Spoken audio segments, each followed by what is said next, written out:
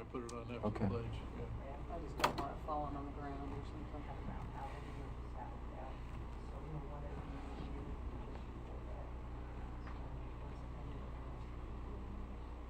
Carl, would Okay, you just go over we're- that corner we're- seat? Okay. We're on. If everybody could stand, please, for the Pledge of Allegiance. And also, after we're through with the pledge, if you could just remain standing for a moment to honor the tragic, horrific incident that occurred in Las Vegas and all the people who lost their lives. Like a full minute, maybe. I pledge allegiance To the flag of the United States of America and to the republic for which it stands, one nation, under God, indivisible, with liberty and justice for all.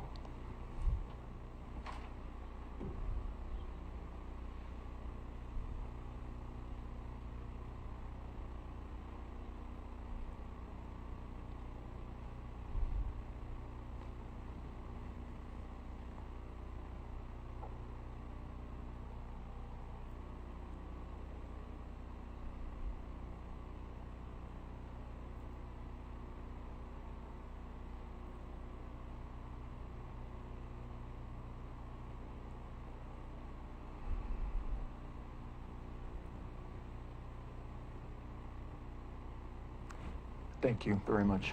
Thank you, Board. Okay, good morning. It's Wednesday, October 4th, 2017. It's 10 a.m. This is the regular general meeting for the Curry County Board of Commissioners. We'll go to any amendments, and I believe it's Commissioner Boyce. We'll go first today. Commissioner Thank you, Boyce, do you have Mr. any amendments? Yes, and I'd like to give a quick fire report, if I may. We'll leave that for the end under Commissioner We're comments, going to go please. through that again. Yes, sir. So, Chetco Bar Fire, $66 million.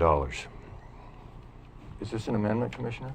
No, it's about a 2-minute presentation on the fire, Do you which is... have, Commissioner Boyce, do you have any amendments? to If he the- gavels me, you're going to have to decide if you want to recess, Okay. Commissioner We will. Gold. I've been through this with Mr. Hitt. So, Okay. you- So, you've conferred with Uh, Administrator Hitt? I have, for the general subject, we're going to follow the agenda. You come first for amendments to the agenda. Do you have any? So, I'm going to stand down because you have your personal priorities and I have my people's Okay, priorities. correct. Any amendments, Shocking. Commissioner? So, first of the agenda amendments, Board.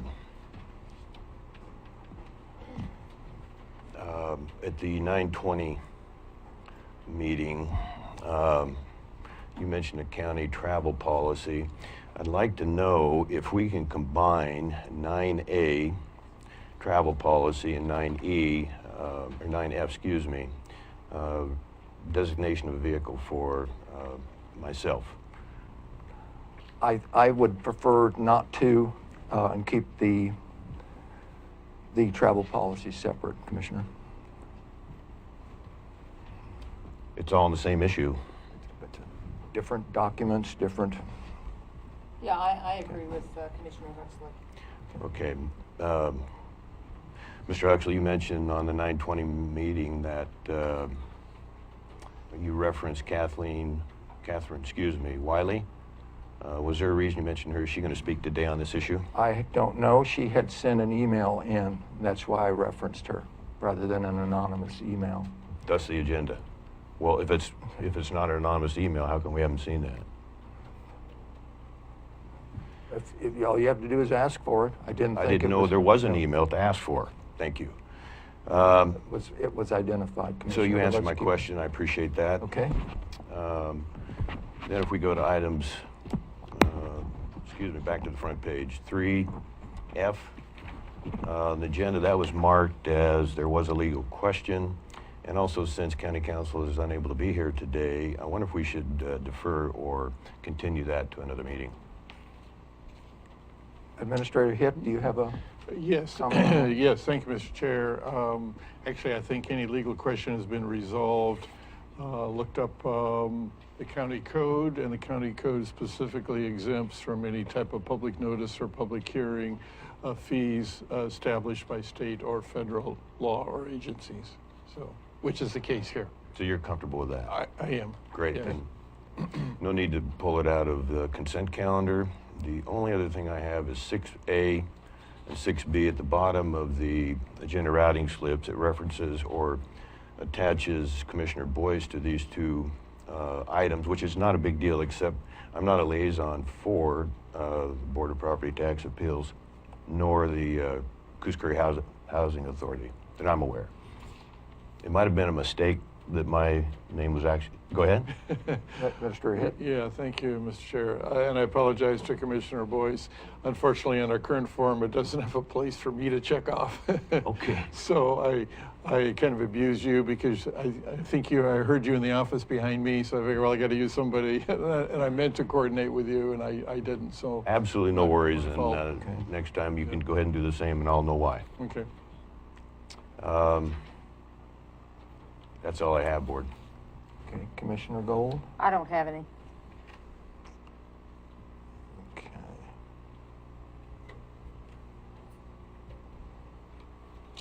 And Mr. Chair, if I may, Yes. and I know I don't have the authority to propose amendments, but if you would consider a special presentation after we're done with this part of the agenda, then I would like to make a special presentation, if that's okay with you and the other commissioners. To whom or for whom? For Julie Swift. Okay. Do you commissioners have any? By all means. I'm fine with that. Okay. Thank you. I would like to, just one comment or to remove, and for a reason here, on the consent calendar under the minutes on A and B. I had spoken with the clerk, John Jesuit, on this earlier last week, about midweek, Wednesday, I believe. And were the minutes on a folder anywhere where we could access them in a Word document and make suggested changes? He said not at that point. We talked about making arrangements to do that for all meetings. In this case, rather than consume time at this meeting in going through suggested changes I have on one of these, and possibly both, but on one of the meetings for sure, I would ask that we pull them from this meeting in the next week or in the next few days, arrange, if it has not already been done by John Jesuit, to put these in Word document format, not in a final PDF, for commissioners, and just get a little trickle file so that they can be notified, or we can be notified as additional meetings are added, so that we can go in and make any corrections, suggested corrections, in red, or, I think that's how we've done it in the past years, rather than waste time discussing details on that, going back and forth during the meeting. So I would request that, and then we have these two, and hopefully more come up at the next general meeting under consent calendar. So, I agree with that. So is this, could you clarify on future approach to doing minutes? okay, And what I'll tell you had why I been asked. done in the past, and when we did have the few minutes that were done, was that the minutes in a Word document, so we could go in and make suggested changes, we, the commissioners, in reviewing of the minutes, was placed on in a particular folder on a particular drive that the commissioners have access to, so that we could do that in the future. I'd like to have this discussion now, because I have Okay. just a short opinion on that. With the video access and in backup storage I think we have through Grant Media, I don't think we need to use so much of John Jesuit's time in writing these minutes, and I'm a little nervous having the commissioners go in and I just don't see it as a high priority, and I see it as a waste. And when we can, there's a system that we could do that would basically calculate. I mean, the videos are word for word. I just don't know how it could be any more clear than that, unless there's some risk of losing those minutes. I just think it's a waste of his time, and I think we could find more important things for him to do. Commissioner Gold? I think it's state law that we have to have written minutes. and they have to be kept in perpetuity. The state of Oregon at the Capitol does not have any written minutes. They have it all archived in the legislative offices. That is a course. What's that? So they do have written minutes? That is not correct either from the audience. Again, I don't want to consume a lot of time here. I've gone through this with Administrator Hitt. I've referenced the Oregon statutes and what's more detail and becomes from a period of years for governing bodies, which this is a governing body of a county. You get into the Oregon administrative rules also in the sections 18 or 19 under 150, 005 or 005 or I'm not sure the number. I've provided it, I think, requires that they be permanent on it. So there's a conflict there, but the OARs are permanent and it can be very timely, very consuming. And this comes also from the archive director from the state of Oregon, Mary Hercart, I believe is her name. So, Commissioner Boyce. Yeah, there's no way if we try and go in as commissioners and arbitrarily amend the minutes, there's no way the video and the minutes are going to match up and it's going to be a mess. And I'm going to stake my claim that it's a waste of time. And besides, in the past, I think there's good documentation that you have had access and you have spent a lot of time amending those minutes, and it's been under not the most, perhaps not the most proper way to do it. And so the video speaks loudly on the best way to go. And again, that's why the state of Oregon does that. And I think most states, in fact, do that. And the state legislatures. Are you Yes, I'm done. The Oregon administrative rules, again, we need to move on. Also identifies that after you have, as a governing body with permanent record requirements of the Oregon administrative rules, after you've done the minutes, you then are required for a minimum of 1 year to keep the audio or video that you used. After that, you may dispose of that, but the permanent written record takes precedent. Administrator Hitt. Just some generic comments, not specifically to what you proposed, Chairman Huxley. Just generically, in my experience, I've never known a governing body not to maintain written minutes.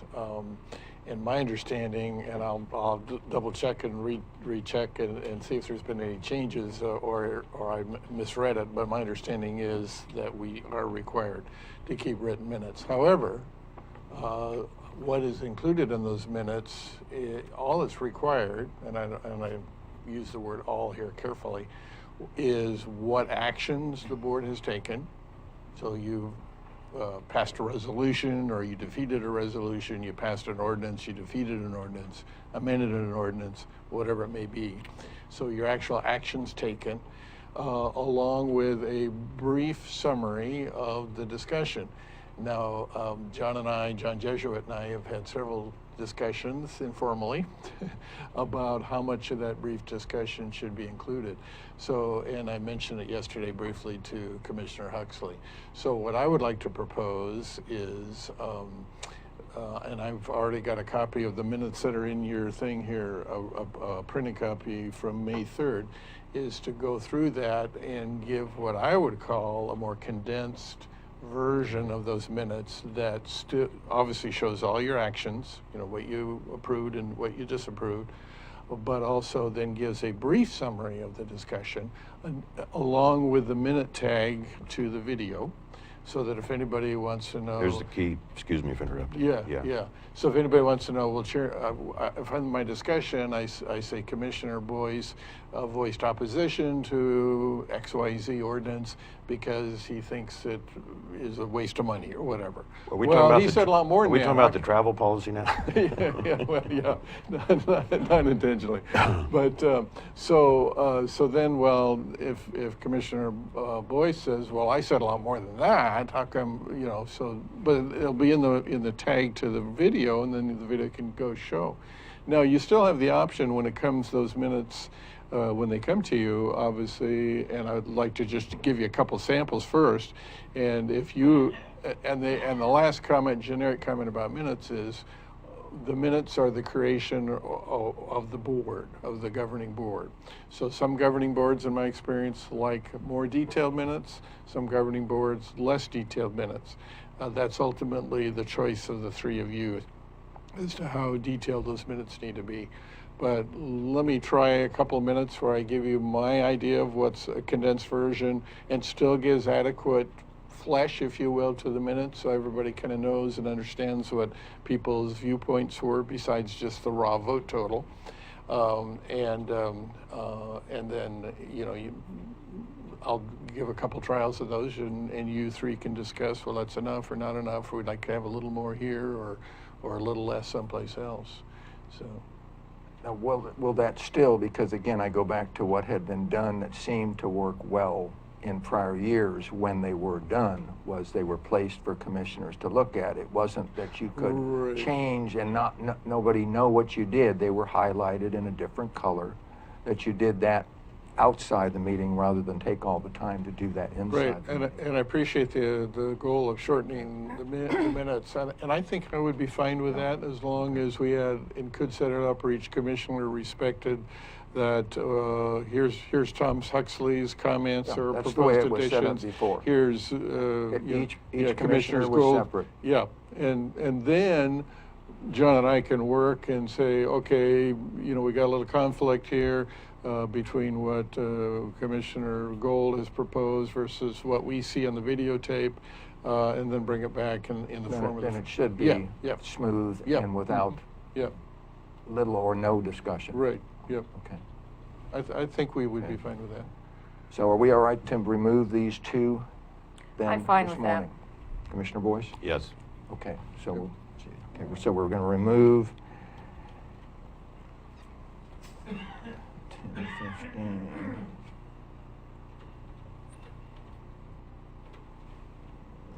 We're going to remove 3A and 3B and bring them back at a future date rather than lock ourselves Correct. in, but at a Yes, future yeah. date. It'll probably be next meeting. Correct. Next regular meeting.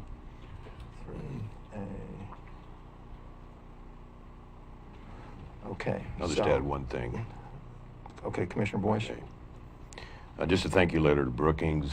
We don't need to read that, but would be nice to additionally send them a letter regarding the EOC facility and how handy that came in for the fire. It was just a tremendous asset to the county and that's true. the city of Brookings and just the whole process.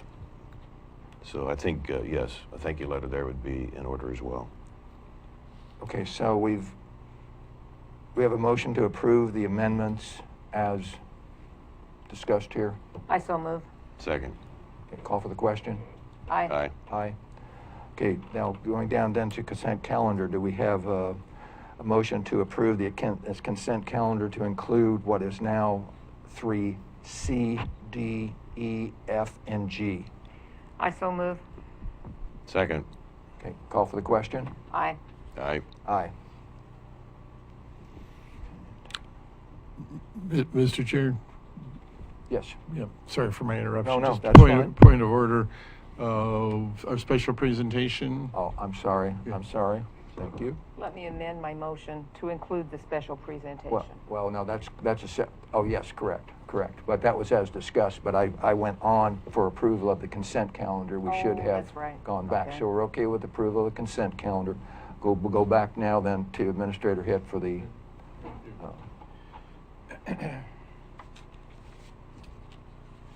So at this point, it's a great pleasure. I take notice here and award certificate and a pin. It says years of service. Curry County hereby recognizes Julie Swift for 20 years of service to the citizens of Curry County in the departments of payroll and personnel. So it's been my pleasure, short time I've been here, to get to know Julie and some of her coworkers, and I appreciate Julie's focus and dedication and want to recognize her at this time. Julie, please come forward.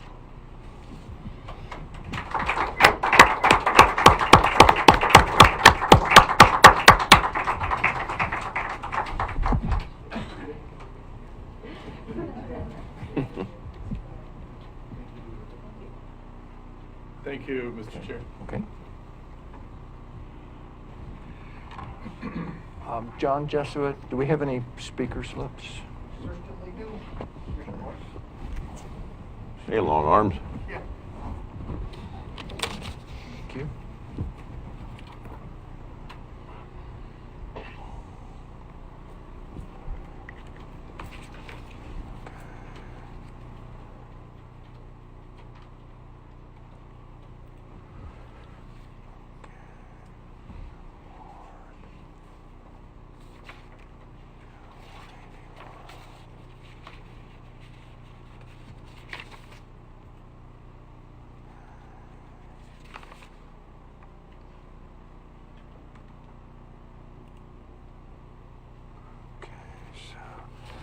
Okay, we have 5 speaker slips. 3 are on topics on the agenda, so we'll wait for those topics. We have the first public speaker that is not on a topic that we have on the agenda would be Connie Hunter. So do you want to come forward and...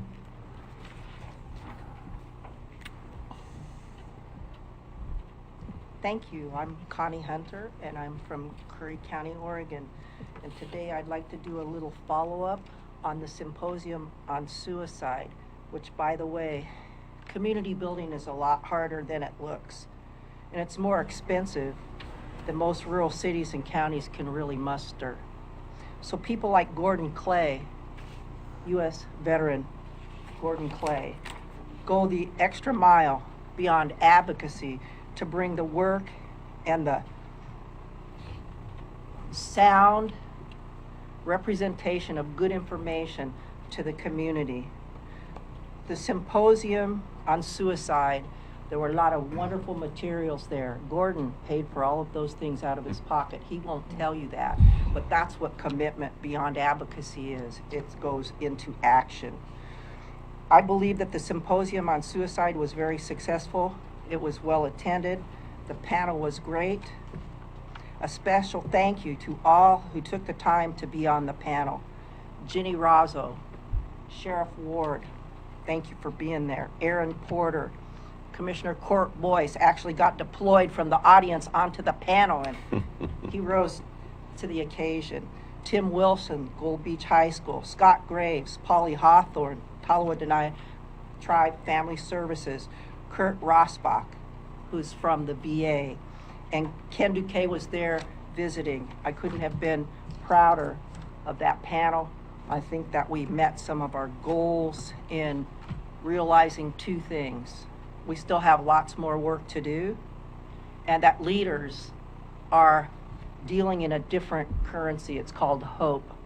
So our leaders are our hope dealers around here, so we like to hear from them in times of crisis. I wanted to mention a few things. I'm going to include the most current information on veteran suicide in Oregon. And the VA has a lot more emphasis on dealing with suicide. I will send that information. It's too much to go over here, but I'll send that to everyone at the Board of Commissioners and anybody else that would like materials on the current Oregon veteran suicide data sheet, which just came out at the beginning of this month. Let me know and I'll make sure you get that information. I don't know where Curry County is going to rank. In the past, in 2013, we ranked highest among the counties in our state for suicide among our veterans. I feel like we have turned things forward in a better way, but I know of at least 2 suicides this year among our veterans, and I found out Saturday about a suicide after attending the suicide symposium. So keep our veterans in your hearts, in your prayers, and in your thoughts. Let's deal hope at this time when we've had a crisis, and that can bring on stress, and that can trigger all sorts of things in people with PTSD, people without PTSD. Hard financial things can put us into a place going into the winter where it's difficult. Let's keep mental health among our veterans and their family members at the top of the list. Thank you. Thank you, Connie. Thank you, Connie.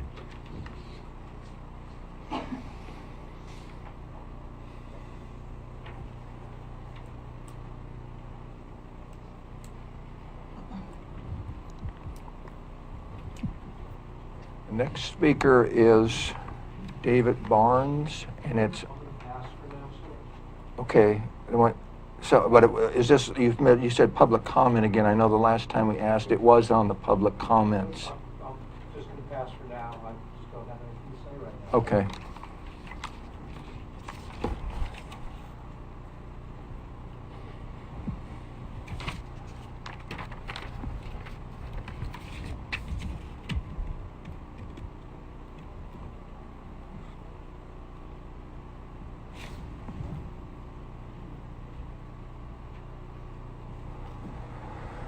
Okay, there are no presentations on administrative actions. We have, which is agenda item 6, we have 6A, which is appointment and order for the Board of Property Tax Appeals. Did you want to make any comment, or do we just basically have a Yeah, we have a motion yeah, just to approve? that's correct. A motion to approve. There is and approve there's a board order attached Basically, to this. this was, and I think we touched on it at the last general meeting. Typically, the reason that there are a 2-year, there's an online test, and then you have a full day's training to be basically approved to be a member of the Board of Property Tax Appeals. And the individuals, there were 3. There's 2 lay persons and then a standing commissioner typically. We had just had our last year, was our first year, so it made sense to continue because then no additional training or certifications are required. So it would be for the existing lay members, David Griffith and Brent Thompson, and then myself as the commissioner, to appoint us for the this coming year. And we would hold those, I think it's in early 2018 is when we hear any of those appeals. So we have a motion to approve. I move that we approve the appointments of Commissioner Huxley, David Griffith, and Brent Thompson to the Board of Property Tax Appeals. I will second that. Okay, any further conversation on that? Call for the question? Aye. Aye.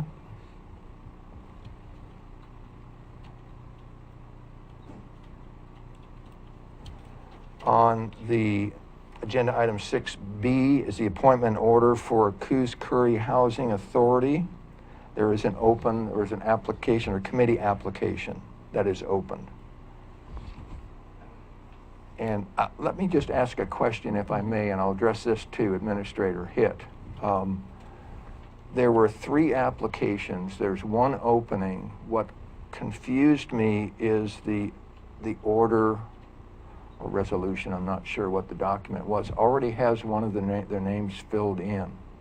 And I don't understand why. It does. I thought you might question that. My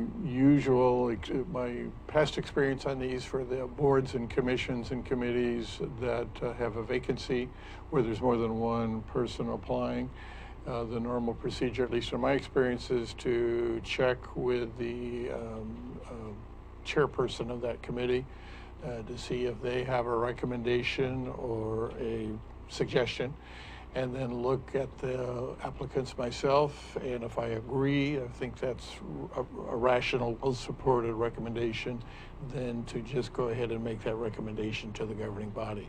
Obviously, you as the governing body have the power to appoint any one of these applicants. It was felt that Anthony, right? Barron. Anthony Barron had the most relevant experience, both in education and in work experience, to be the most valuable, and I'm not saying all 3 of these wouldn't do a great job, but he seemed to have the most relevant experience in education training for that position. Thank you for the explanation. That certainly answered my question. And after reading the applications, I agree Hang with on. that. I Okay, apologize. Commissioner Boyce? I'd love to make a recommendation, but I'm afraid I would doom them. So, your recommendation, what was the name again, Anthony? Anthony Barron Barron. or Barron? Barron, thank you. And I believe it was the first application that, I'm not positive, but I think it was the first one. Not the first one that was submitted, but I think it was the last one that was submitted, actually. Yeah, it was submitted August 23rd. Okay. So, Mr. Chair. So still well before sure, the cutoff. Sure. Yeah. Commissioner Boyce? I know Lauren Paulson, and I know his work in housing, certainly with the veterans.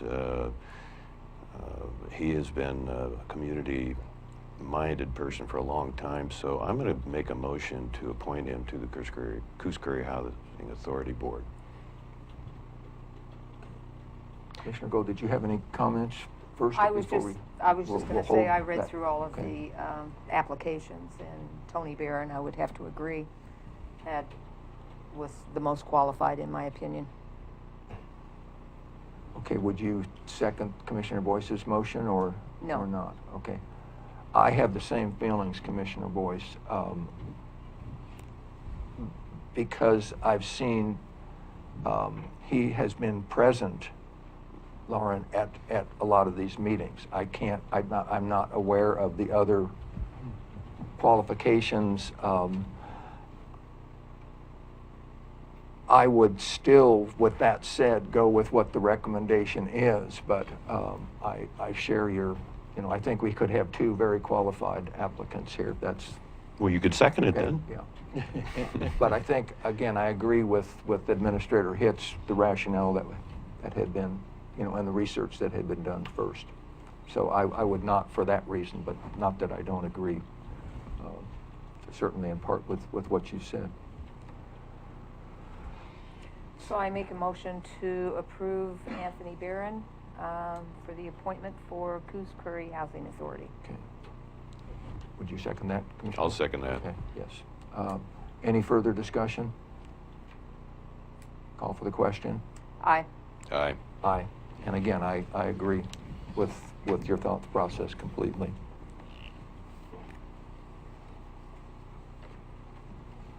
Okay, there's no public hearing. Let's move to, which was agenda item 7. Let's move to agenda item 8.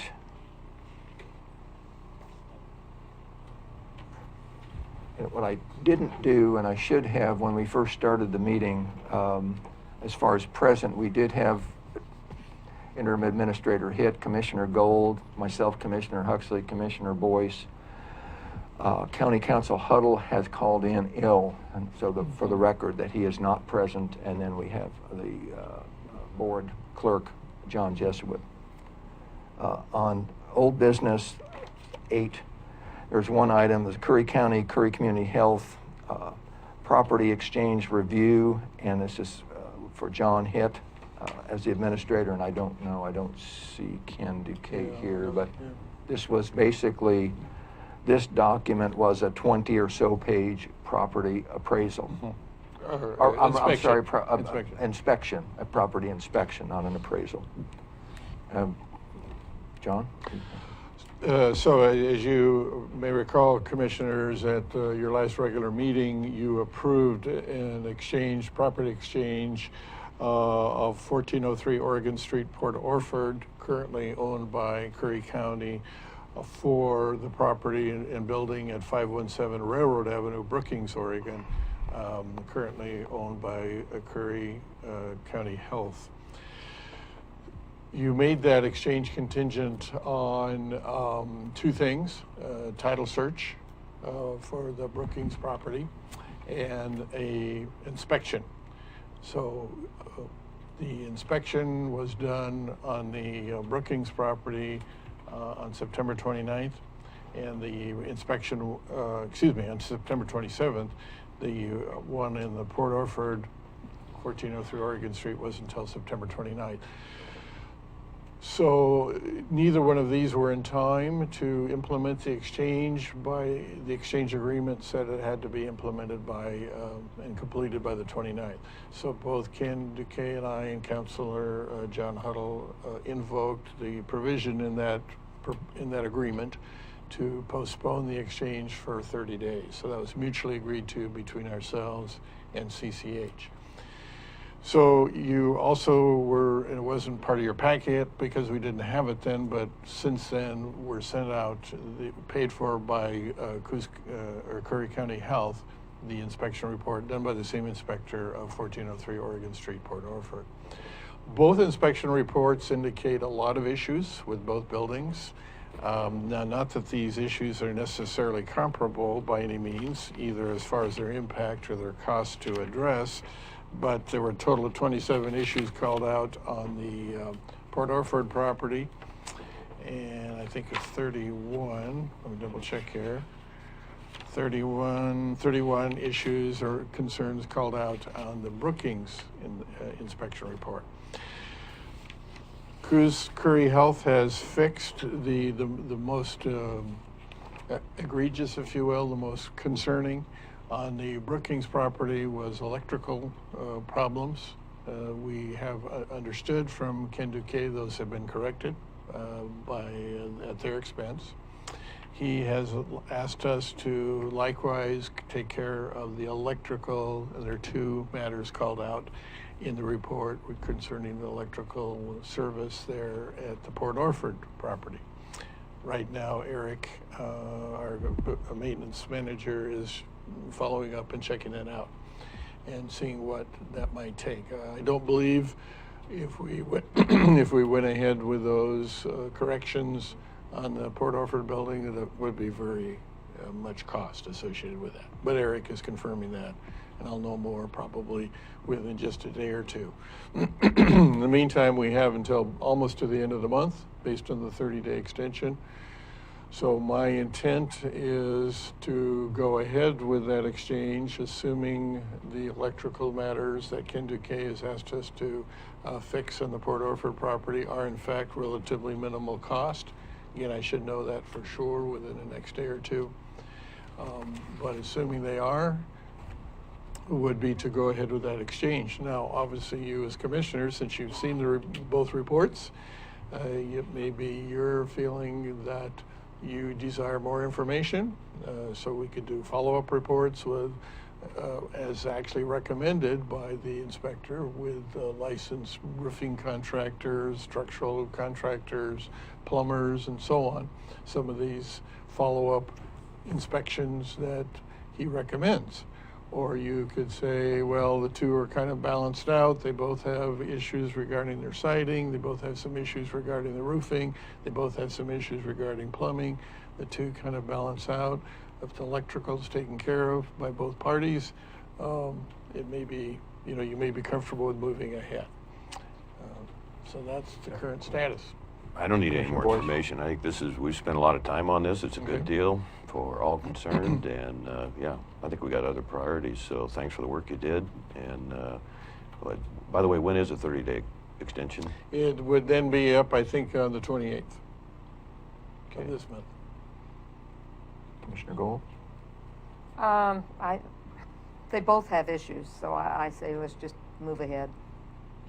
And I agree, but primarily it was a standard sentence that the inspector absolutely. says, it's, to cover themselves, Yeah. basically, to cover the inspector. Since if the walls are covered, you should uncover the walls,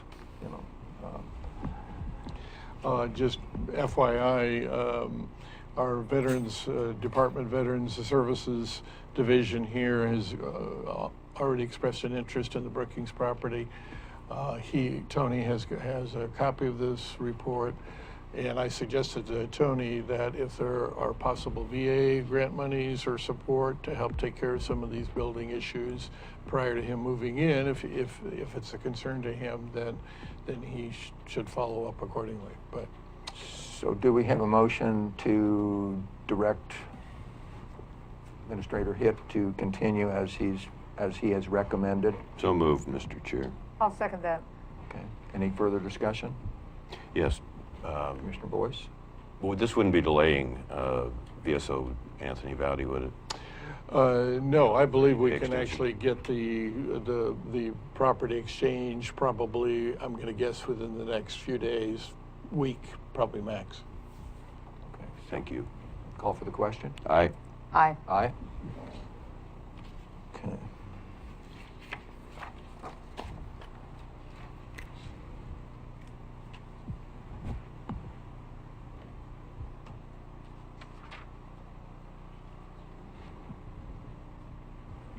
Okay, the next item, and this is really the meat of the meeting, is in agenda item 9. 9A is the motion to direct staff regarding the travel policy and supporting documents, and this was put on by myself. I'm going to ask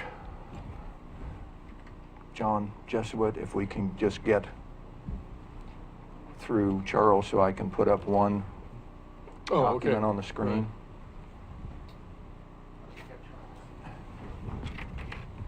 And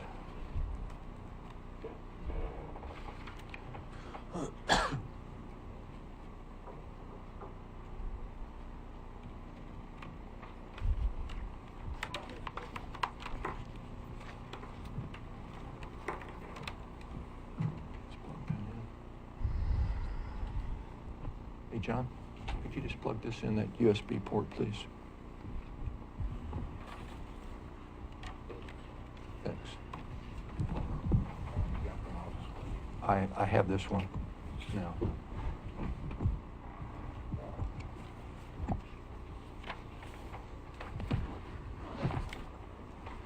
It's already loaded up there. That's it. Okay. This basically, again, this was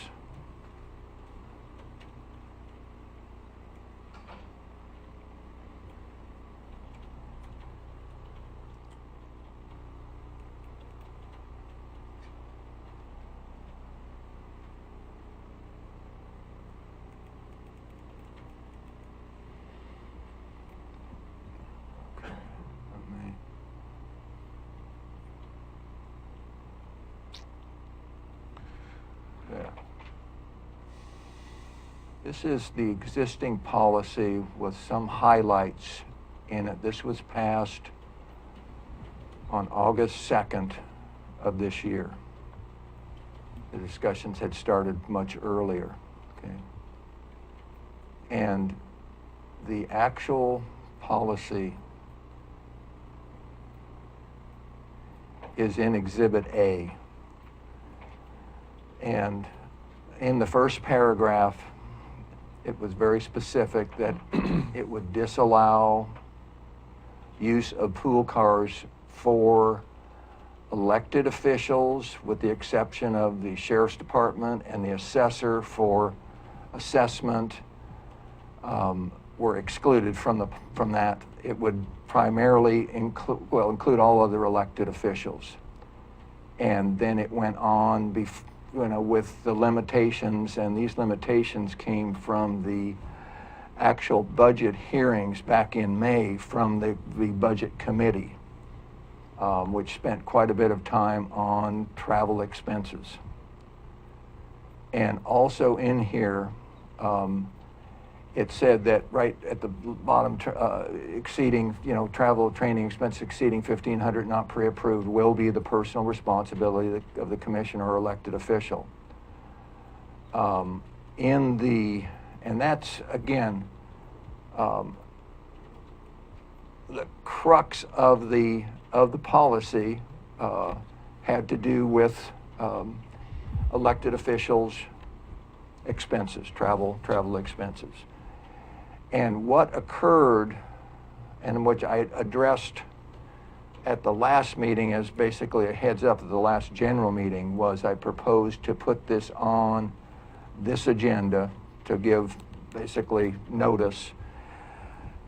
I further went on to explain in the 2-page memorandum that I had put in on this full packet that we have for discussion here today, that the purpose was to discuss a couple of recommendations at this time and then direct county council to bring that back as an amendment or in an amendment to this existing policy and exhibit, which currently exists and has existed since August 2nd of this year. We have in that I had included, and this again is in the packet, not on the policy. In looking at what well, let me go back to the email, and I will certainly I don't have it with me, but I will get that to Interim Director Hitt on the email from the Catherine Wiley. who basically, I'll paraphrase, but she had been actively involved in expenses and the budget, and overspending on various categories. And then coming back. Excuse me, could you clarify that, please? Who is overspending or perhaps abusing? I'm saying, I'm being general to try and paraphrase. Her email said she had been very engaged in finances and expenses, budgeted expenses of commissioners, not just commissioners. She has put on presentations previously before the board. Could you give us a general time frame of that, perhaps? I can get back to you, Commissioner, through Interim Director Huddle, and I can give you the day of the presentation to the board. It was a rather lengthy presentation. Okay, but to the board of directors. I'm interpreting what you're saying as she's kind of a watchdog in an honorable sense, that she's watching over the county dollars. Yes, I would say that's a fair Thank you. summary. Okay, and that her comment was basically that it appeared, or that the vehicle that you drive specifically had been seen by individuals in Brookings. Her question was, you know, if it falls within county, it's not authorized for use, basically by an elected official, per the policy, and it's right there. So her final comment was that, and I agreed with the comment, if we have, in this board and the citizens have policy regarding anything, if we make policy and it's not followed and we ignore it, what's the point of having any policies on it? And certainly on the expenses, if we have a very specific expense policy, in this case primarily for elected officials, we approve it, we don't follow it, what's the point? Okay? I agree with her looking at it that way. Commissioner Boyce again? Thank you. Okay. So if we have And another... After this, as I say... I won't interrupt you anymore. I'll try Thank you. and That's finish fine. my thought here. Commissioner Boyce? So if we have another fire emergency in Curry County, you want me to ride a horse? I won't respond to it. Well, I mean, what would you like me to do? I won't respond. That's to a that. Okay. very important Yeah. question, because we're probably going to have another forest fire. Okay. Sad to say. Hopefully it won't be a mega one again. Okay. So do you have any other before? You know, Not at this I'll time, thank you. continue. Okay, I want to continue then, and I'll finish. Okay. What I did was I went into the expenses to date for the commissioner's office, because this primarily on this particular issue revolved around the commissioner's office.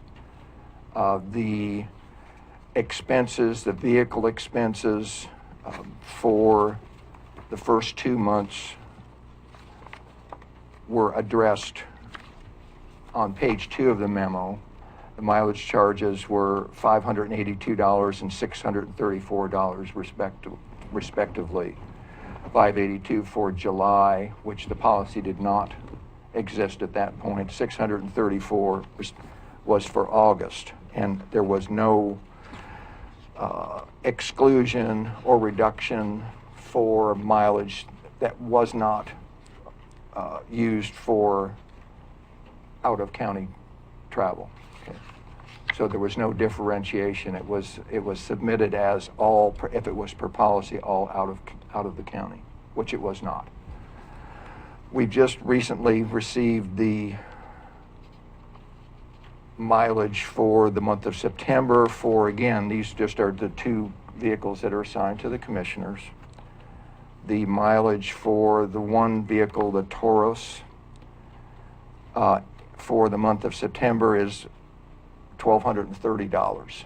So at this point, after basically 1 quarter, we've exceeded those expenses for the fiscal year 17-18 from July 1, 2017 to June 30, 2018.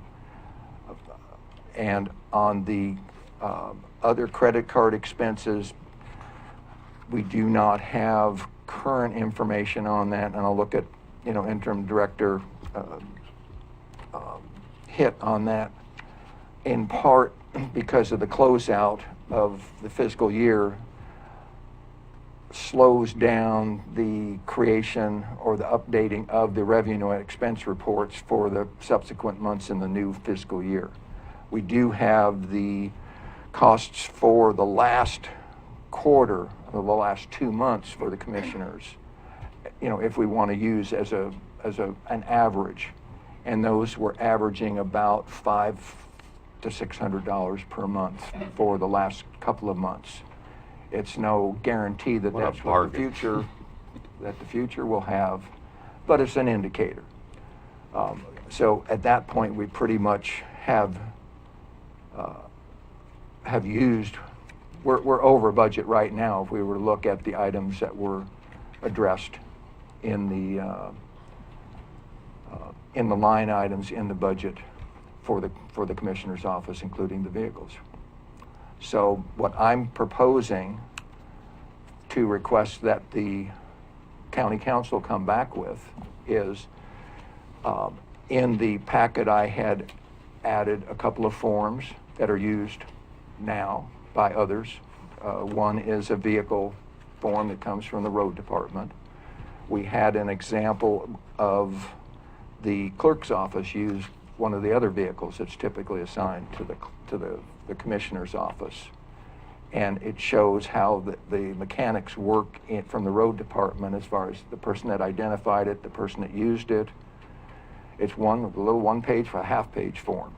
They check it out, they sign it back in, it goes to the road department, they receive those forms all the time. It tracks for their costing, which they have to do, and they have very, very good costing on operation and maintenance of all the vehicles here at the county. And to do that, again, to bring back, based on on that recommendation, modifications, and also to proceed with the consequences of what the policy says. And the policy says, number one, if it's not out of county, it's not approved.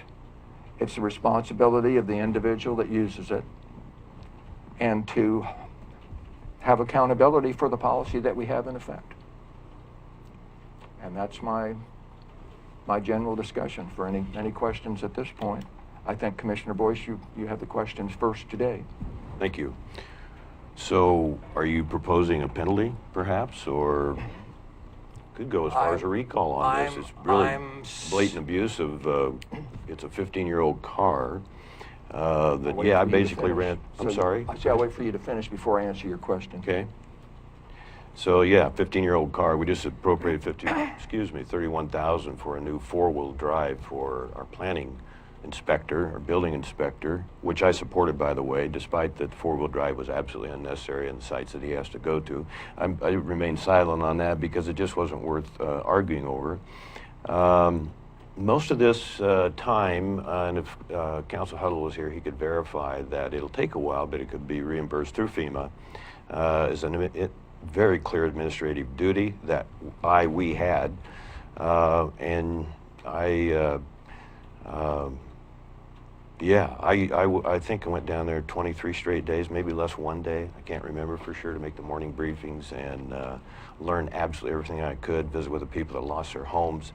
I mean, I could spend a lot of time validating the time I put into this fire and the absolute, utter heartbreak that I've witnessed the last 30 days. And so to beg for a car, yeah, it kind of rubs me the wrong way. And I'll be glad to pay it back if that's really your policy. Or maybe your team of lawyers can, I don't know, sue me or something. It's really disheartening. I've controlled my emotions on this fire for almost 3 months now, and it's a huge hit to this county. And I can't even give a fire policy update or update at the beginning of a meeting. Shocking.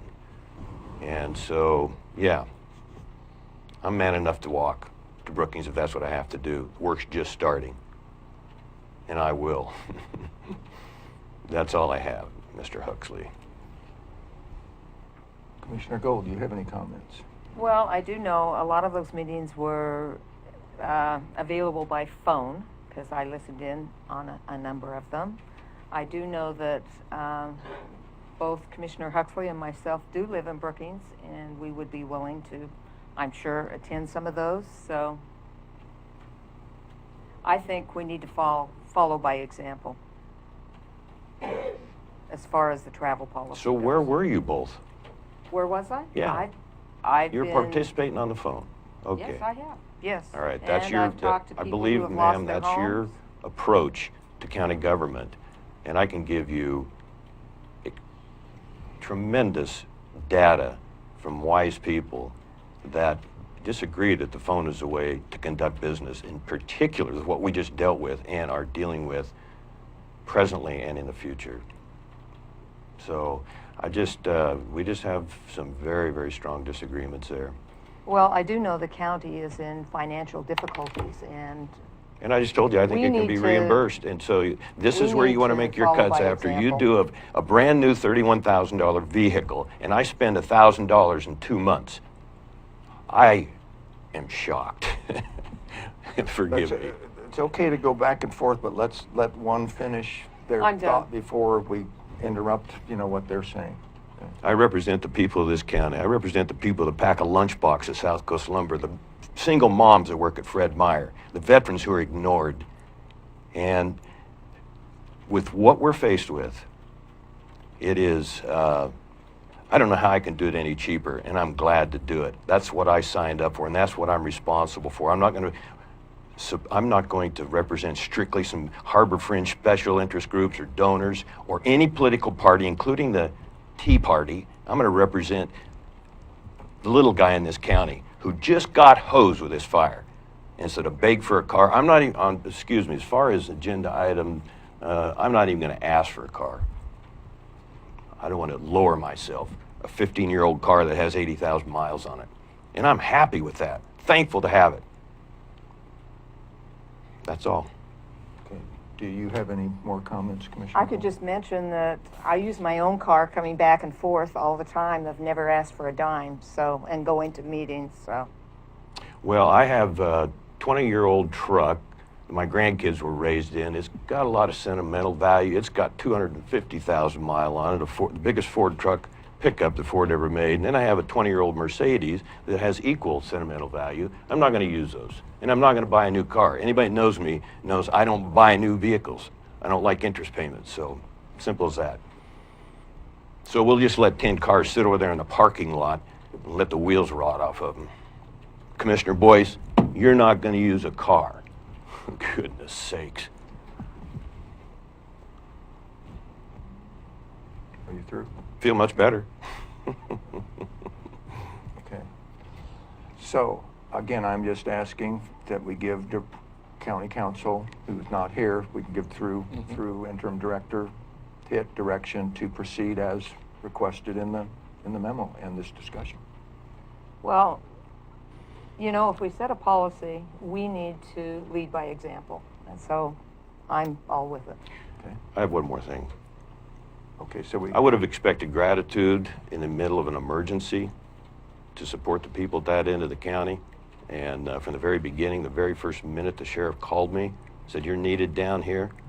And so to have any kind of mutual respect or just a simple, "Hey, way to go."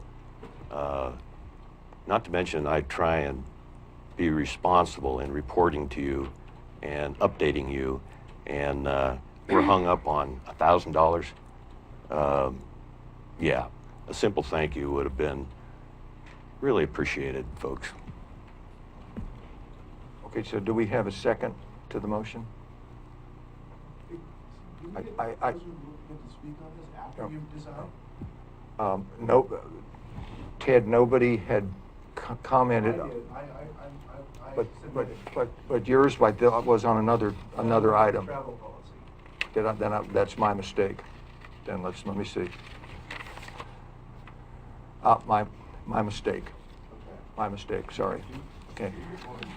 Yes, let's take public comments on this. And we just had an additional one, we will let it go, but our policy again, and we've had it long enough, is we get these in at the first of the meeting, okay? But I'll always rebel on that. Anybody wants to talk is Commissioner Boyce, encouraged. Please. Okay.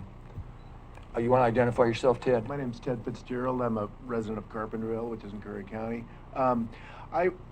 This is an ill-considered policy you've been given. You made this decision based on bad information, and it appears to be a punitive attack on a commissioner who's doing the job of a commissioner. I grew up in this county, and my father was a commissioner. My brother-in-law was a county commissioner. I have been privileged to work with many great people. Probably one of the greatest guys you'll ever meet is T.V. Skinner, who was a longtime commissioner here in this county. Wow. Honorable person, exemplary individual. I learned how to be a commissioner, and you know what it is mostly? It's mostly a lot of work, a lot of driving, because what the commissioner's role is to represent this county on issues. That's one of the major roles that we have throughout the state. I was even thinking as I got up this morning, I grew up on this ranch out there by Carpenterville. You guys come out and visit. Same place it's ever been. The guy that homesteaded that place was named Raleigh Scott. He was a county commissioner here for 12 years, and then he served in the legislature. He had to travel from here in around 1880 to Salem for the legislative session. That's what commissioners do. They don't appear by phone. If we go back, Sue, to our experience with the sinkhole, you were a commissioner at the port. You were a part of that. I will tell you, we got the FEMA money, not because of any of your efforts, not because of any of my efforts. We got it because of the efforts of David Brock Smith, who was a commissioner, who drove down there, got on site, got in the face of ODOT and turned things around.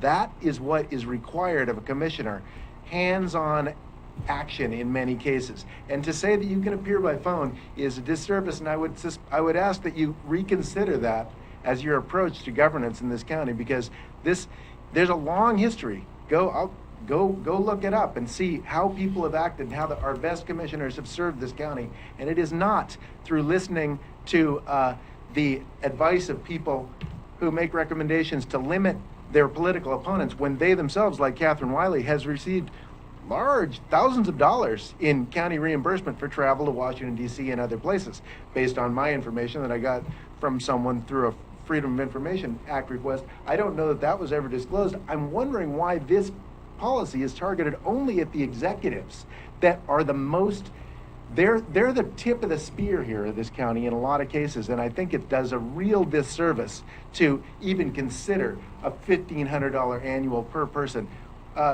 Malheur County, tiny place, no people in it. $10,000 a year total for the 3 commissioners. I'll admit, it's a long drive to Salem, but they make it work. That's certainly more of an effort, and they're not in good shape either. So I would ask that you look at that, and when you go for recommendations to alter this, you take a thoughtful approach and figure out what exactly needs to be done. And bear in mind that there are cases where we need the commissioners to travel within this county in a time-sensitive manner, and it is not beyond the pale to provide them with a car for this incredible sacrifice that all of you have to make as commissioners. Thank you. Thank you. One question, Ted. Yeah. You made, just if you would comment again, you mentioned that something about Freedom of Information Act for Catherine Wiley's expenses? Yeah, Through for the county? years 2007 through 2012, something like that. I've got it here, but Through Curry County? through Curry County, yeah, she's received quite a bit Okay. from various committees Okay. that she was Okay. on, and that's. Okay, I could bring up slides, but I No, gotta that's tell you. okay. I just wanted to get clear in my mind. I so sort of expected you guys to be aware of that. If you're gonna look at 2000 policy. Well, if it's accurate, but 2000.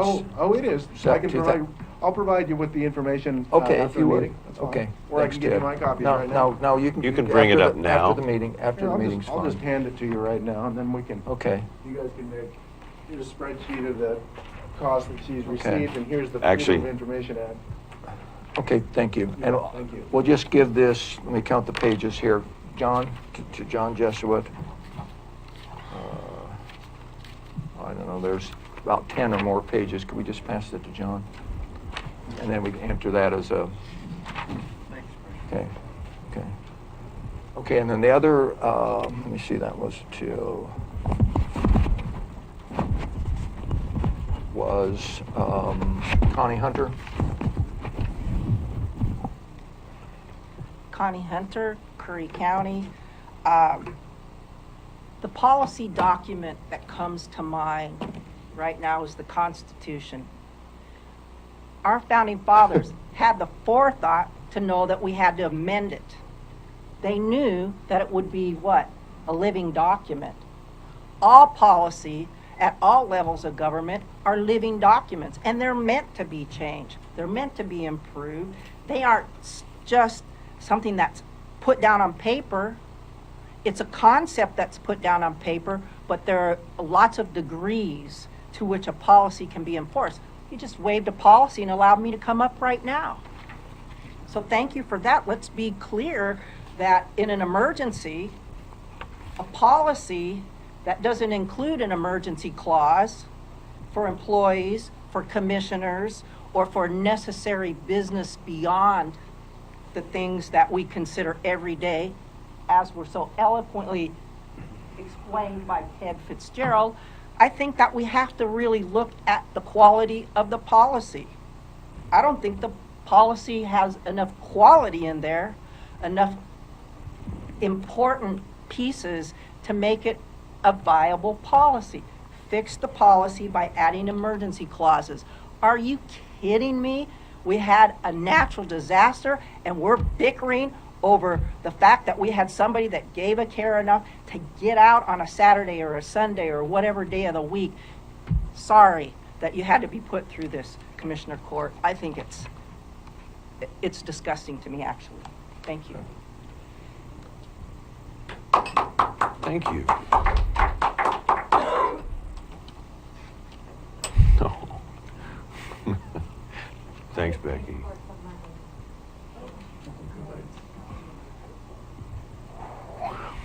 Dave? Okay, this is your comment then? Okay. I'm David Barnes. I live in the county. Commissioner Gold, I know you said you listened in on these meetings that you could call in on. Did you speak to anybody at them, or did you just listen in on the meetings? Did you have any input? On some of them I listened, some of them I spoke, yes. Okay, you know, I want to remind you, you've told us often how you worked as a teacher. The technology exists to have one centralized teacher and have it put on television screens into classrooms and get rid of all the teachers. You could have one third grade teacher, one fourth grade, one fifth grade for the entire country and have it put up on the screen. Do you think that's a good way to teach? I mean, the technology exists for it. That, you know, every teacher could be replaced by one. I would just say that would depend on the subject and so forth. Okay, I just, you know, if you think that's a good idea, then I know there are computer classes now available online classes that people take all the time. Okay, And I'm not saying all classes are good online, but there are not all many online Not all classes. governance can be done over the phone either, ma'am. I just want to remind you of that. Okay. Thank you. Thank you.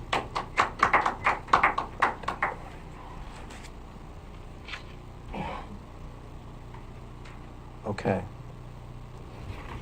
So we had a motion, and we had some public comments. Do we have a second? I'll second the motion. Any further discussion? Okay, the motion was to direct, in this case, interim director Hitt to proceed and interface with county council in regards to the modification or amending of this existing policy. What, just may I ask clarification? Yes. So my understanding from your original comments, Mr. Chairman, is that you're looking for amendments to the forms, not to the policy. Well, to the policy also, as he would deem fit from a legal standpoint. To better To enforce. better, but to include, because he would have to reference back, I'm assuming, that's how he chose or chooses to write it, not how I would choose to write it, to include those forms and the discussion that we've had here, and also the 2 points in the memo Okay. on it. But that would be for him to do. When you talked, didn't you say, because you talked about the Go- Ted, come on, we'll allow it. Just because part of the clarification I understood when you spoke was that you were talking about the overruns early on and the fact that you've exceeded it within the first 2 months of the fiscal year. Correct. Is that going to be included in the review as well? I mean, that you Oh, brought just up. in his review, but not necessarily policy-wise. That was just information so that we say, okay, here we have a policy. It clearly doesn't work Right. because there's no tracking. So what do we need to do to add requirements there so we have a policy that's workable? If we have a policy that says we can spend in the county, let's say $1 million, and we spend $2 million, well, we can't just after the fact, and that's what. But there are requirements, state requirements, state law, that is in effect to where you can do this, or if you reach this thing, you have to do this, and that's what we need. I think. Also, it's a matter of scale and it's relative, but yes. I just wanted to Okay. clarify that. Yes.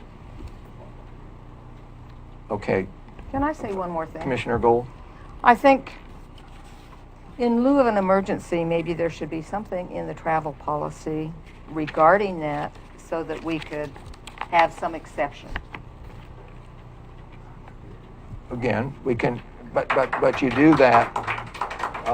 You don't do that after the fact. You have something, so you do it before versus come back Oh, and say yes. after the fact. Of course, we don't That's always correct. know when an emergency is going to show up, so. But again, okay. So that can be passed on to county council also. So just again, point of clarification, Okay. so the amendment, the motion, you're amending your motion to include possible language changes that would provide for some exceptions. Yes. Okay. Okay. So we call for the question? Aye. No. Aye.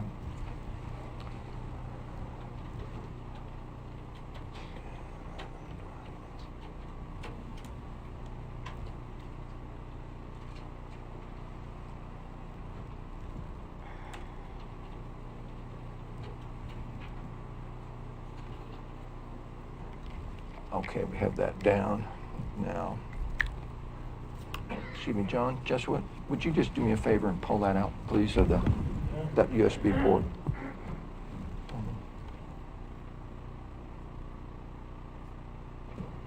Thank you.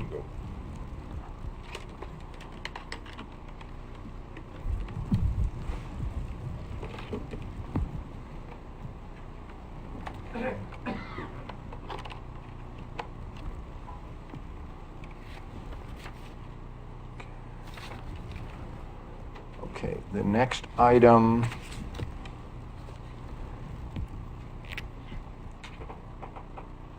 is agenda item 9B, and this is additional audio-video equipment. And I had, again, touched on this in previous meetings, that it was going to bring something back. We had, let me get to the page number here.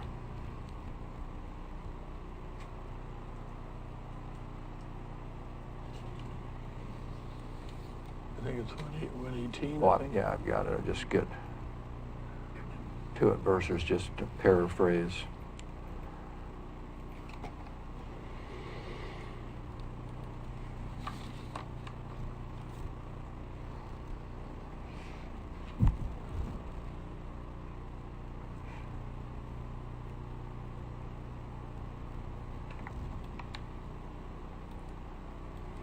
That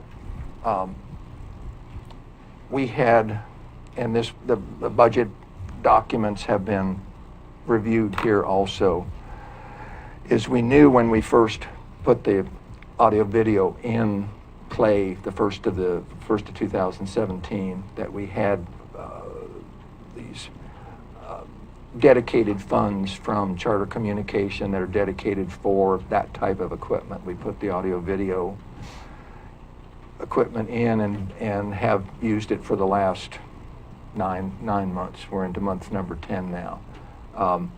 There were some additions as we went through the first 9 months or the first 3 quarters of the calendar year. And primarily we moved up, we had done both this room, we had done a much lesser degree, we had done the blue room downstairs on the first floor. In order to meet, to learn as we go and react, we ended up moving up all the microphones and mixers that support those microphones upstairs here to this room to support larger groups of individuals speaking, primarily the budget committee meetings, in which we had 7 microphones just for the budget committee and the accountant. Okay, we have since then looked at moving up or moving back down the wireless stick microphones, the mixing equipment or the mixers required for those, to move those back downstairs, and to provide wireless lapel mics, which we found best during the meetings that we had during the budget hearings or the budget meetings here versus the stick-held wireless mics. It just was not the preference. They would get moved around, and it was very difficult to pick up some of the comments from the people depending upon where the microphones were. That was the large portion of this budget and proposal. There was an additional, and which is part of this in the proposal, there was an additional $2,000 for primarily software to be used in conjunction with showing or providing the streaming video of the meetings on the new county website. That's a one-time purchase for that software to interface with Revise, the company that's doing the website for us, and to put them out on the internet. There was one other item that was approximately $600 to add 110 volt on one of the columns down in the blue room, which in hindsight we should have done it at first, but what we have to do is string out extension cords every time we have the laptop computer down there to use on the screens down there, but to have that right at the column as we do the internet connection. It's at the column. So that's basically the request on this, is to approve this and it's approximately total, it would be I'm going to round it, $7,100 for Brant Media, and another $750 for the wiring, and to purchase 2 other wireless mice, because the ones that we did purchase originally for this just are not working well.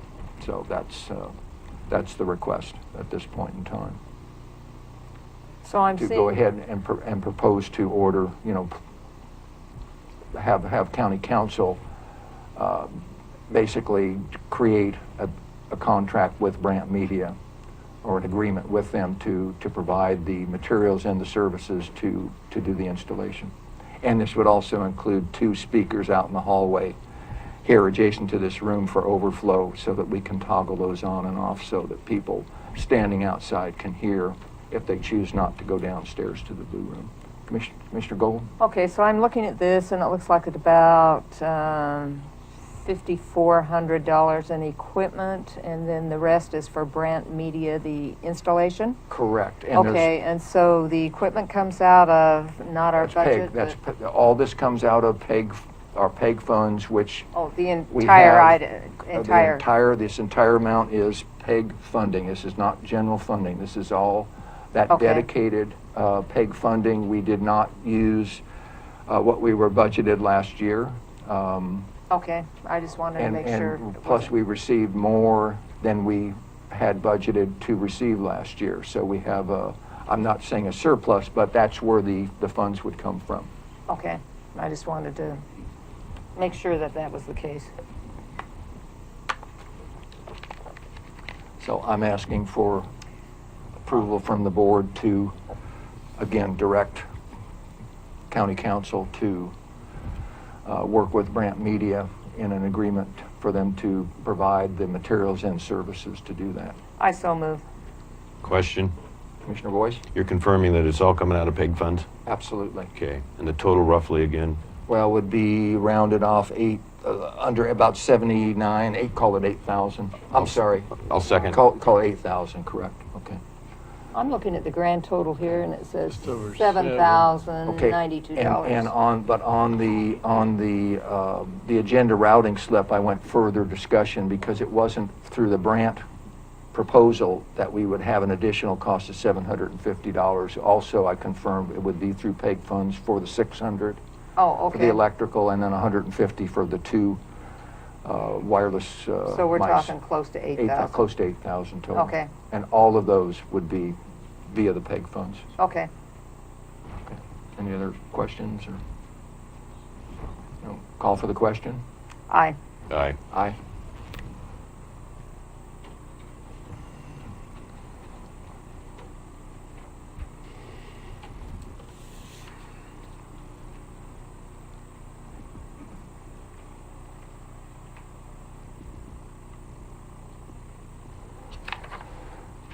Okay, agenda item 9C is the all care grant discussion, next steps, and interim director hit. It was for clearly county council huddle.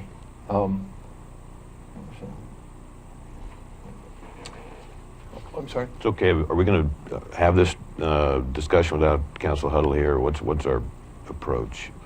Well, that's ultimately the commissioner's choice. I'm fine with going ahead and representing Councilor Huddle, because I don't think either one of these two that he's down for are overly complex or have a lot of legal nuances to them.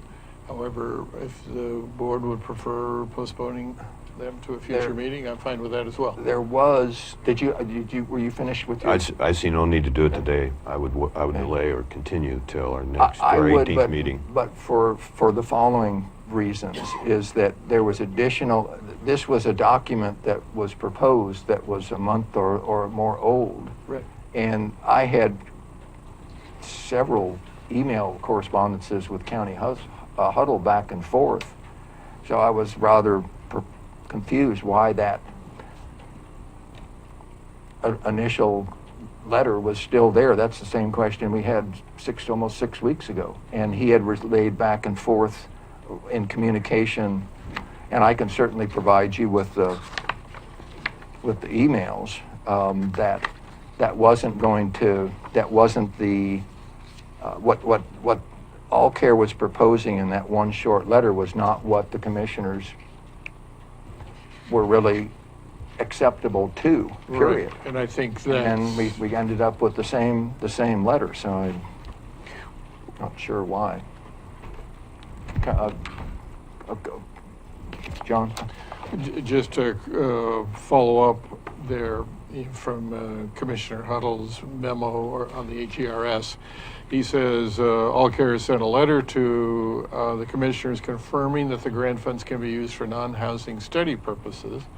The letter also proposed terms of grant administration. So the question is, staff seeks feedback whether All Care's terms are acceptable or further discussion is needed. And I have much more communication with County Council on that, Okay. and he in turn was going back and forth with this Sam Engel.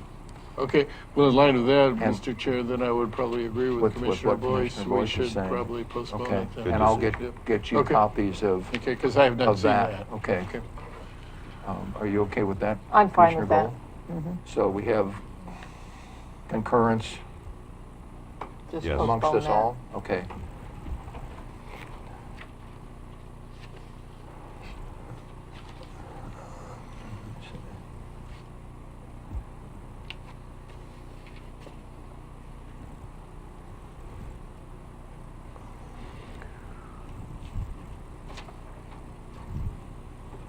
Okay, the agenda item 9D was a Brookings Head Start Community Development Grant, the summary document. Again, it was John Huddle And then I'm shown here also, just before we open this, I had a discussion Friday with County Council Huddle and Interim Director Hitt, not on this subject, but the subject at the end came into it, is that when the original document from County Council had been forwarded back and forth, and it was provided to us at the last, during the last regular meeting we had, which would be 2 weeks ago. Council Huddle asked for comments back on that. I had responded back to him on Sunday, the 24th, so not this past Sunday, the prior Sunday, and said basically his document to me was confusing. As we were provided a photocopy, it was easier to create a Word document, which I did. I provided him with 2 Word documents, which I felt were much simpler when it came up, and that was after review of video, the meeting and my notes. I provided it in Word document format so it could be easily, modified.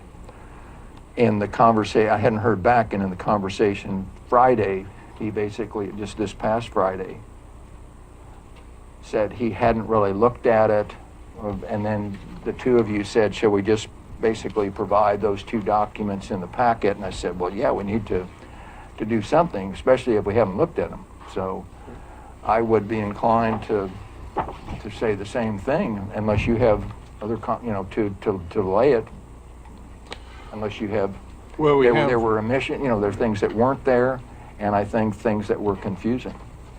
Well, we do have from Mr. Huddle, and it was on your desk, a revised, what he calls Brookings Head Start options identified as of September 13th.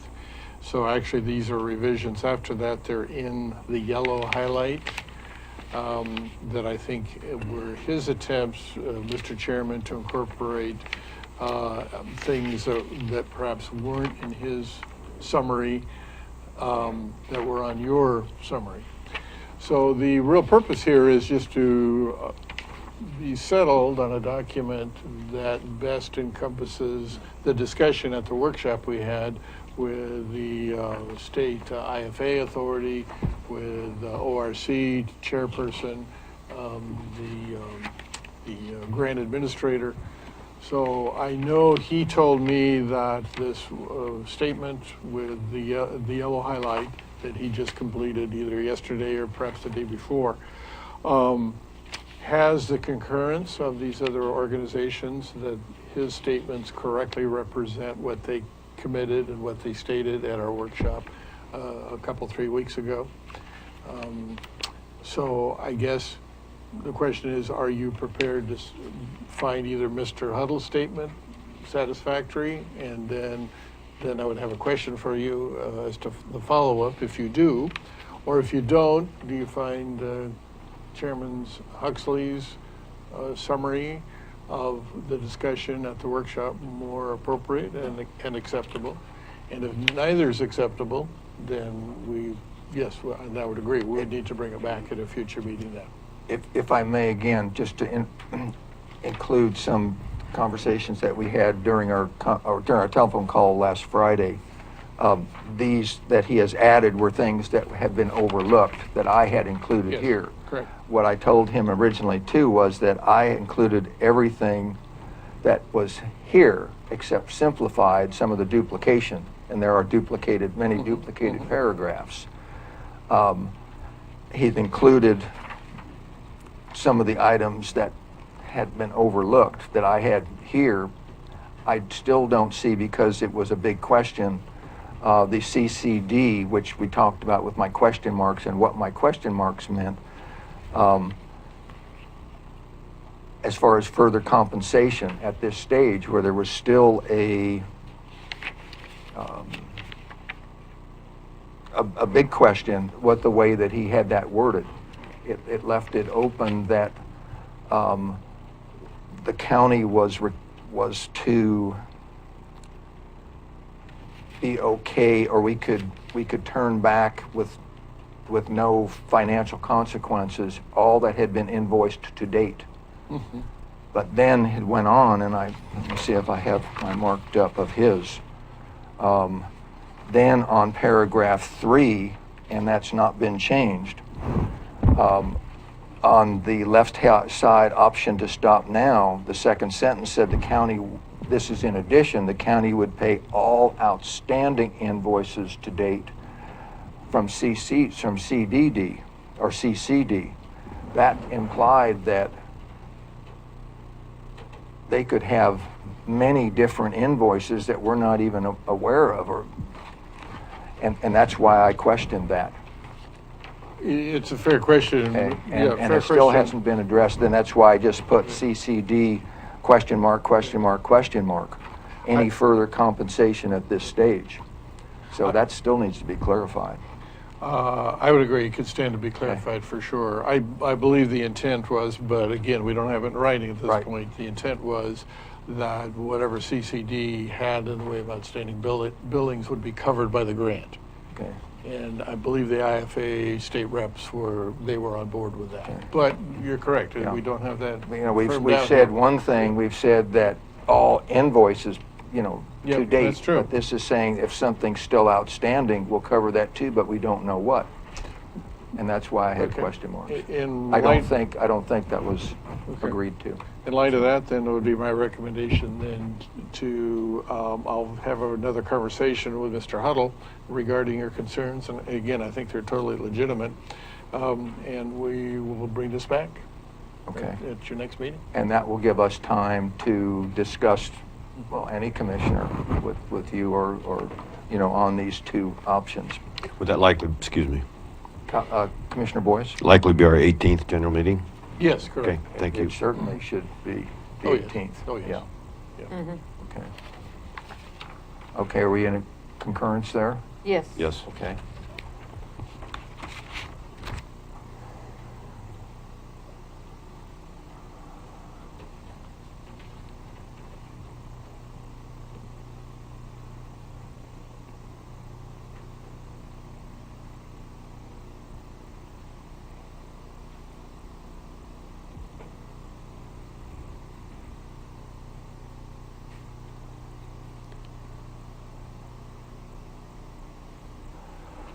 Okay, on agenda item 9E is an update on the Charter Channel 181. And again, that was Council Huddle for 10 minutes. Yeah, I Term don't, Director Hitt? yeah, Councilor Huddle and I had not had a chance to discuss this, and I wasn't very focused in on it because I knew he was very focused in on it. So I'll have to punt here to the illustrious Mr. King here. And, Illustrious. Yes, and hopefully he can enlighten us all. Okay, so you want to identify yourself, Carl? Carl King, Nasika Beach. Mr. Huddle and I met yesterday and had a discussion as to where we are on this. In your packet was when we discussed this at the workshop, the direction we received from the board was that you to distance yourself as far as you could for public access, that the equipment to be purchased would be transferred in ownership over to the nonprofit, and that the nonprofit Curry County Voices, which is the Gold Beach Rotary Foundation, would not have access to the Blue Room for any purpose. The redraft that is in your packet reflects those changes. In the body of it, the lengthy paragraph dealing with the restrictions on access to your facilities has been removed, and the change has been made on the ownership of the equipment with the understanding that if Curry County Voices cease to use it for PEG purposes, ownership would revert back to you. And the equipment list on attachment B was shortened to reflect the fact that when it was first prepared, I was not aware that you had a need that you just addressed for additional equipment out of those restricted funds, and I didn't know where you were, and I certainly didn't view the sense of our discussions as one where you were going to exhaust those restricted funds. To bring you up to date as to what's happened since the workshop, we have continued to reach out to the community. We have tentative arrangements for the required facilities in all 3 cities. We have had expressions of interest in the schools to have students involved in program production. We've had expressions of interest from major healthcare providers and businesses and others in the community, nonprofits, to be able to use this channel to promote and to educate the public as to what services they have available. And at some point this morning, I received an email indicating that the final piece of granting I needed to have the funds to undertake the initial phases of this had been approved. And so from 3 different Rotary entities, we have a total of $5,000 right now, and the likely addition of the other $2,500 we might need in the spring, again, if we need it. So we're moving forward. Now, I had company over the weekend, and I was going to show them how this was working, and I showed them channel 182 on my charter cable, and we watched one of your meetings or workshops from June. And I flipped over to 181 to show them that what had been there forever was this digital clock that was constantly winding down. Lo and behold, I saw programming from Del Norte County. And who knows why? There have been some discussions that Mr. Huddle and Grant Media have had with Charter as to difficulties they're having with your programming on 182. And I think Mr. Huddle and I agreed that there is a technical issue here that needs to be resolved, and so we're not asking you to approve this at this time. But we hope that we will be able to resolve with Charter those technical difficulties, and that our funding will be still in place, and we will continue to work with the community to move this forward. But as of now, we're simply asking you to table this or to just hold it in abeyance, and hopefully at your next meeting or 2 meetings from now, we'll be able to come back to you with a signal that we worked out that difficulty with Charter and we can move forward. I'll answer any questions you may have. Commissioner Boyce first, Commissioner Gold, and then I think what you're doing is a worthy project and would be a real feather in the cap for the schools. Well, I think, the schools are being very receptive to it now, and we were starting to, we have people recruiting students to be trained to operate the equipment when this wrinkle popped up with our friends at Charter. And we're just going to hold that in abeyance. We're not going to totally set it aside. We're going to continue moving forward. But, and we are starting to design our website so that we can stream on a website as you do with your channel and make it available to people even who do not have Charter. Director Hitt. Just a question, Carl, and maybe this falls into the category of one of the technical questions. I thought I read something from John Huddle that we may not qualify for the additional channel because we don't have enough programming on this channel? The Charter franchise agreement requires a certain level of programming on 182 before the county has the right to require them to give us 181. I believe Grant Media has not looked to see if we comply with that now. We may not, but it's for a 12-week period, and you have to give them 60 days notice. So the goal is, when we move forward, is Grant Media will make sure you do comply. It can be public interest programming, you know, and if you watch 182 right now, you see legislative hearings from Salem, you see travel logs, you see other programs other than just your meetings and workshops. As exciting as your meetings and They are. workshops may be, occasionally people get to watch something else on 182. But I think we can comply with that and move forward. There's an issue with analog versus digital and lines. And it's, and John and I just started talking about that yesterday, and I went home and read the full charter franchise agreement and sent him an email with some suggestions, and we haven't had that follow-up conversation yet. Okay, I'll add what I'm aware of here. But to your comment, you know, you referenced exhausting the PEG funds, and then I might ask even, you know, well, we'll see. We haven't exhausted the PEG funds. You and I had a discussion about that. Yeah. And Well, I was very understand that specific. now. I just wanted to make sure so, we would not, it was never the plan, this never occurred. Okay. Matter of fact, we have more PEG funds than we anticipated, than we budgeted. On the channel, yeah, and yes, the digital versus the analog is a huge one for infrastructure.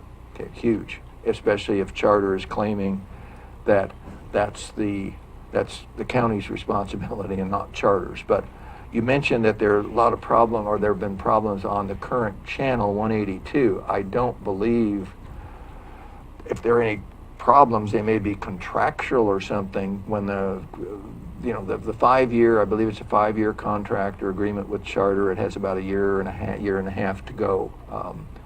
And from the start on this discussion, months ago now, it was my understanding from what was being presented was that the county indeed had the second channel on it. Was no question that in addition to the normal channel, which is 182, they also had 181. And further, and I've just seen little bits and pieces of some of the correspondence back and forth, that the county does not indeed have channel 181. And you alluded to some of those, you know, as far as the programming and the contractual requirements, and I don't know whether there are other requirements too, but that was a huge change to, you know, from, yes, that's not a problem, to, whoops, we don't really have unencumbered access to channel 181 at this point, and plus we have an agreement that doesn't expire, and that's the time to really negotiate things like this. That doesn't expire for about another year and a half, and then Charter coming out with some of these curveballs as far as what they're interpreting, you know, PEG funds are required to also pay for their infrastructure. You know, that I've just heard little bits and pieces. I think the comments that I saw in regards to what came up on channel 181 in California, it was at least my understanding from Brant Media was, and I think correspondence from, may have been from Charles also, Charles Douglas, who's very knowledgeable on the PEG operation, that it would be sheer coincidence that channel, you know, would come up, and it probably was not the same, you know, as far as however Charter controls all that. But it's pretty much, you can count on it, wasn't the channel 181 that the county may in the future have access to. It's just coincidental that it came up in Del Norte County over the weekend. Brookings had that issue a couple of years ago. Council Huddle has access to a letter where Brookings was communicating with Charter that all of a sudden on their channel, Del Norte programming was there. Section 5.3 of your franchise agreement says the grantor shall provide one additional PEG channel for a maximum of 2 PEG channels upon 60 days notice And then it says, if the PEG channel provided pursuant to 5.1 is occupied, and then it gives 70% of the time between 11, blah, blah. And it's a typo. It says the grantor, but it should say the grantee. And so, you know, they have an obligation. It's mandatory that they provide you that channel if you are using the first channel Conditioned. adequately. Correct. And there is a section in this agreement that says they can do it at their choice, whether it's digital or analog. And then there's a section that says they must give you PEG channels of the same quality that they use for their programming. And my understanding is, as of today, Charter has upgraded all of its channels to digital.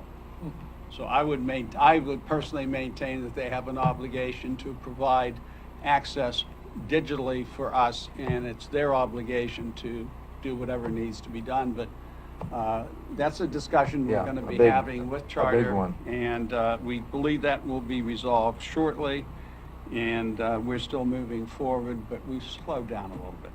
Now, as far as you said some of the equipment or some of the problems with 182, and this gets back to who is responsible for the Charter equipment off-site in the Charter facilities. And for some time, Brant Media has aired concerns that what they call modulators that take one signal and do whatever they do, they have what I would refer to as an upstream and a downstream modulator in their building that's close to where the old Dairy Queen was here in Gold Beach. And the last time that Brant thought, when we lost a signal here, that it was the modulator that was clearly owned by Charter Communication, had finally failed, which was their concern. And it turned out that somebody had inadvertently just flipped the switch off by mistake and basically shut the signal down. But that's, to my knowledge, the only concern as far as the 182 that's existing, and it's not on the county's end, it's on And Charter's it's causing, end. Okay. I believe that's, and Correct. the quality of your 182 at times is Yeah. marginal, and Yeah. it's because of that Absolutely, issue correct, with but it's Charter not, Charter it's equipment. Charter, it's Yeah. Charter equipment, not county. Okay, thank you. Does anybody else have any? Okay, so we'll just, as you're suggesting then, we'll sort of hold in abeyance and come back. Thank you. Okay, thank you. I want to make a comment, if I may, Mr. Chair. Okay, on a general or on 9F or? No, I'm just closing Another- up there. Okay. We just spent Okay. 25 minutes on that, and literally the county is burning, figuratively the county is burning. And I just got to say, if I hear modulator or modem or monologue, I'm just really surprised. We've had the sheriff sitting back there for a half hour. Well, excuse me, 2 hours. And I would have thought we could move him ahead on this. Maybe he's intentionally interested in the subject we just, again, spent 25 minutes on. But I hope in the future maybe we can streamline things just a little bit and be aware of the folks that are here and should be recognized. That's all. Thank you. Priorities. Commissioner Boyce, I didn't make the agenda, but that's what we have an interim director for, so I would. This has been communicate standard, that. and you, Okay. sir, you know it's been standard the 8 months I've been working with you, trying to work with you. It's the norm. And we now have a interim county administrator, Commissioner Boyce.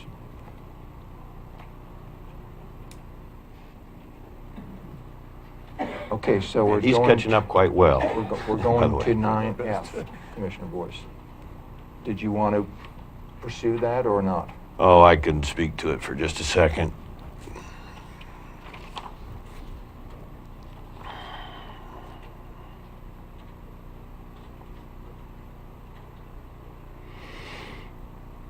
I've started a lot of work work with David Brock Smith, with regional county commissioners who have the same issues, problems, concerns, devastation that we have, maybe not to the degree. Certainly the other regional state representatives, primarily in the Rogue Valley, but as far east as Klamath Falls, certainly as far north as Roseburg. And there's quite a movement here. Of course, the Association of Oregon Counties, Association of ONC Counties, City of Brookings. I've met with Governor Brown 2 or 3 times. And Charles, if I may, on the American Lands Council, if we could pop that up, I think it might be, if he's within earshot here.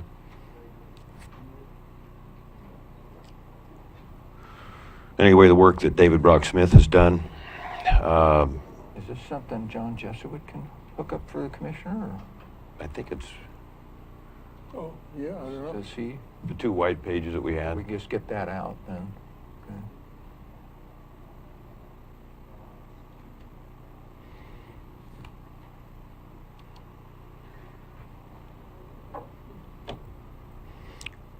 While we're looking there, the Oregon Department of Forestry, certainly Senators Wyden and Merkley. Yes, that's it, thank you. There should be a second one. But we can just speak to that for a moment.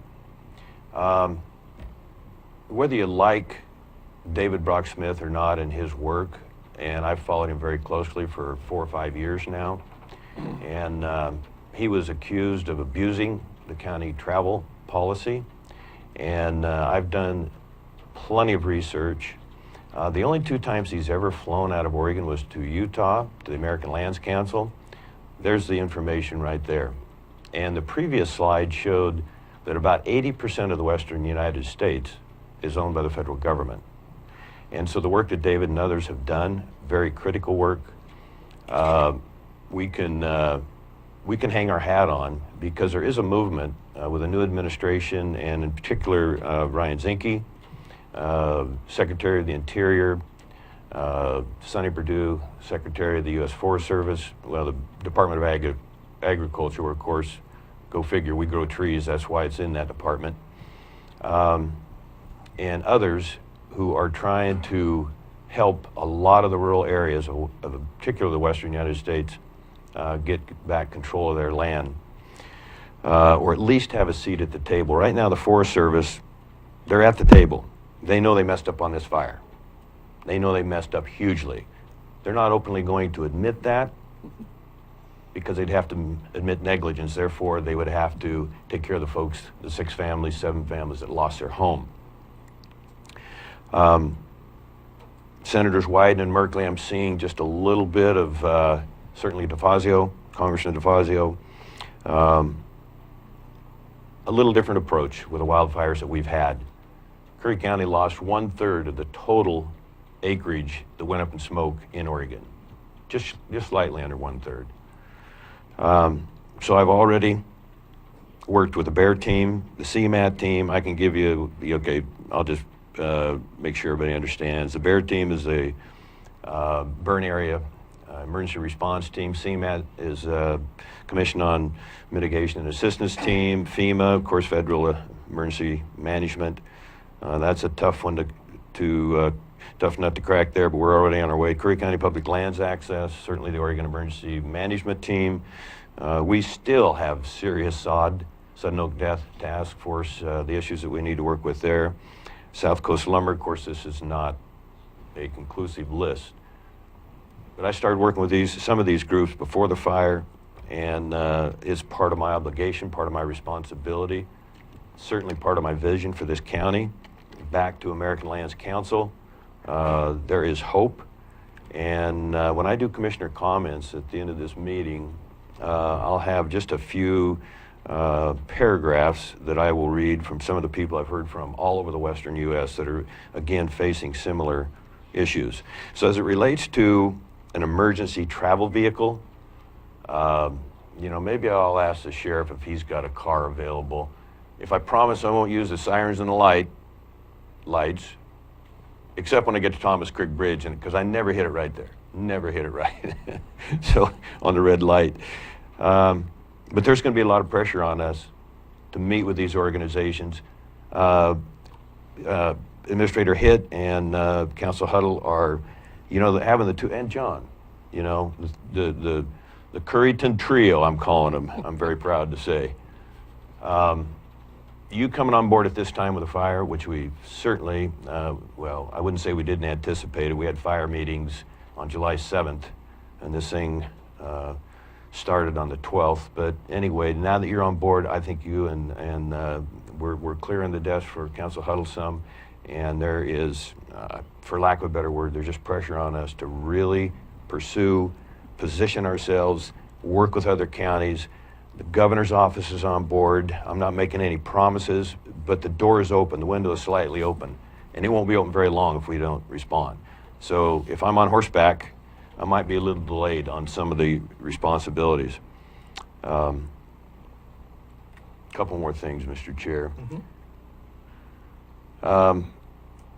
You outlined $1,000 for the last 2 months for a 15-year-old car. I just want to ask you if you don't see the slightest double standard in approving a new 4x4 vehicle, four-wheel drive vehicle for the building. Either one of you commissioners, would you care to speak to that? Because if you're going to say no on my request for a simple car, jalopy, doesn't matter, it's adequate, and it's the need is about as valid as you could ask for, then certainly you must agree that it would at least appear to be a double standard or hypocritical on what our priorities are as public officials. I think that's all I have for right now. Okay. So was that 9F also, or do you want to? It was 9F, yes. It was 9F, okay. Yes. Okay. So, I'm looking at what we have left, and I'm going to ask, touch base with Director Hitt. We have, I'm going to go from the bottom up, Commissioner comments, 15 minutes, estimated interim county administrator report, another 5, that's 20. Announcements 5, and the one main item left is 9G. Before that, we will not get done before we have to take a lunch. So let's just, Commissioner excuse Boyce, me. I'm addressing Administrator Hitt. So do we want to go ahead with 9G at this point and then take lunch after that? That would be my recommendation. Okay, to you. then that's Yes, what we'll Mr. do. Chair.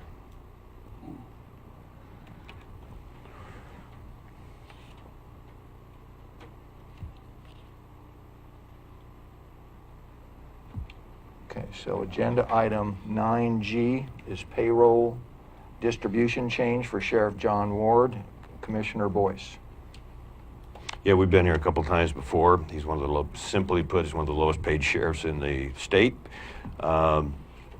Regardless of the Checo Bar fire, he has been before the board a couple times on a very reasonable request that cost the county nothing, and in terms of our budget, and then to watch him and his staff work for that, well, 2 months, but the 23 days that he was there every day, the leadership, the effort, the insight, the tough decisions that I don't know if I could have made.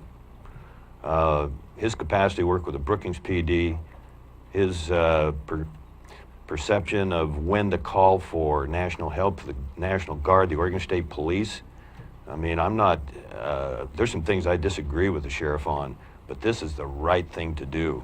And I don't want any of the counties that I know to say, do you really pay your sheriff that low? I'm gonna say, no, he got a raise. Through a back door, but he got a raise, thank you.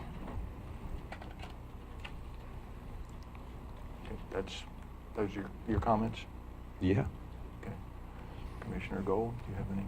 I'm going to have to say, yes, he did get a raise. He got a 6% raise because he no longer has his PERS taken out. I'm also going to say that once you sign up for PERS, as an employee, you're not entitled to have the amount that the county would have put towards PERS. I know of no other public entity that does that. So, and as to your comment about it costs the county nothing, yes, it does cost the county $1,148 a month. So those are my comments. We'll just have to disagree on that because it's coming out of his PERS retirement that he no longer is paying into. So it's not out of the county budget. I think we've been down that road several times. So I'm going to make a motion that we, excuse me, there is public comment. I'm sorry. Correct. That's correct. We had one. Thank you from Christopher Pash.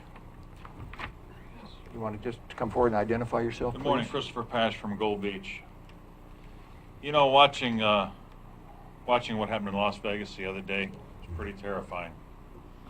The most amazing thing to me was watching those police officers running into the bullets while everyone else was running away. I've stated publicly before that I think law enforcement, as well as fire rescue, should be the highest paid employees in this nation. Because they seem to be running into the fires and the bullets when we're all running in fear. Our sheriff is about $25,000 to $28,000 under the national average. Much less a man with his tenure in this county.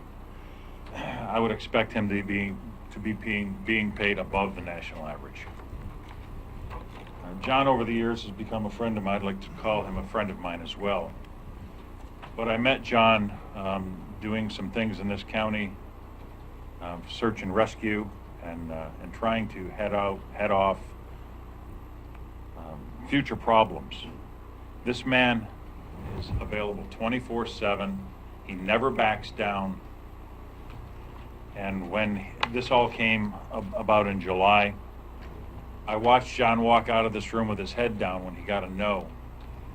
And I think a lot of us might have said, you know what, I've had enough. I've lived in this town my whole life. I've tried to give my heart and soul to this county. I've had enough. And just pack up their bags and walk away. But what did John do? He lowered his head and worked harder. And every time this county has needed this man, whether it be for just local issues or with a fire, what we just dealt with in the Brookings area in this county, this man lowers his head, never complains, never cries about it. He just does his job over and above what most public officials that I've ever seen have ever done.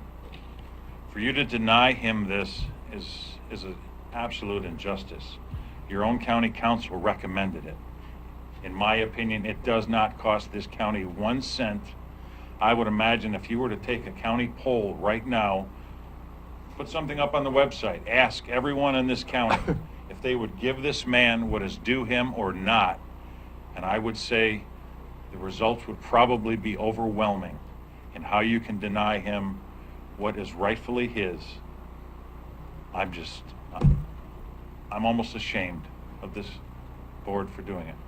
Thank you. Thank you. I'd like to say something since this is about me.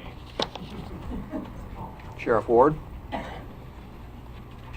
didn't ask for this to be put back on, but I'm glad it was because, you know, I appreciate Commissioner Boyce's support on this. He was there during this fire almost every day that I was, and I was in it for over 24 days straight without a day off, 12 to 14, 16 hours a day, to where I hit a wall and I got sick and I had to put myself in bed and not work. 4 days later, I was right back at it, trying to get everybody back into their homes. So I've asked for this before. I'm not going to be quiet about it anymore because the reasons you've stated are not valid at all, and I'm going to be very vocal about it, and it's going to go public. I have had a conversation with the new county administrator. I felt that he gave me his support on this as well. He said it sounded very feasible for him to be able to do this. And I'm not asking for anything that's going to cost the county any money at all. the base salary for 3 different people, but above me, are getting way more money than I'm getting. The county council's getting way more. The roadmaster's getting paid more. The new county administrator is getting paid more. If you take the hourly wages you're paying Prothman, that's $51.50. That's $107,000 a year if that was to maintain that way. The community director, she gets $1,800 less than I get, and she's got 3 employees. I have 44 employees. My salary is $75,760 for the year, with a total benefit package of $94,000. This is $8,000 less than the community director gets. I'm in charge of 44 employees. I carry the most liability in the county. I'm responsible for the entire public safety of the county. I'm in charge of the jail, patrol, civil, 911 dispatch, parole and probation, emergency services, search and rescue, marine patrol, forest patrol. I am 24/7, 365. There's no other agency or person in this county that has 24/7, 365 and is open 24/7 hours a day. The sheriff's office is, and I'm responsible for that, and I'm vicariously liable for everything that every one of my employees do. Each year, the elected official compensation board has recommended a salary increase for the sheriff based on the comparables for other like-sized counties. Commissioners have discounted those recommendations. I get no vacation pay, I get no holiday pay, no sick pay, no comp time pay. I was appointed sheriff in 2004, October of 2014, to fill the position of John Bishop when he retired because of health reasons. I took over as the elected sheriff on January 2nd of this year. The 2017-2018 budget was approved with the reallocations of funds for the sheriff's compensation package to go into salary. But yet 2 commissioners out of the 3 refused to allocate them. Even when the county council said it was legal, and there's no reason why it shouldn't be done. I have support of many constituents in the county. Some who were here that I didn't even ask to be here today, that speak on my behalf.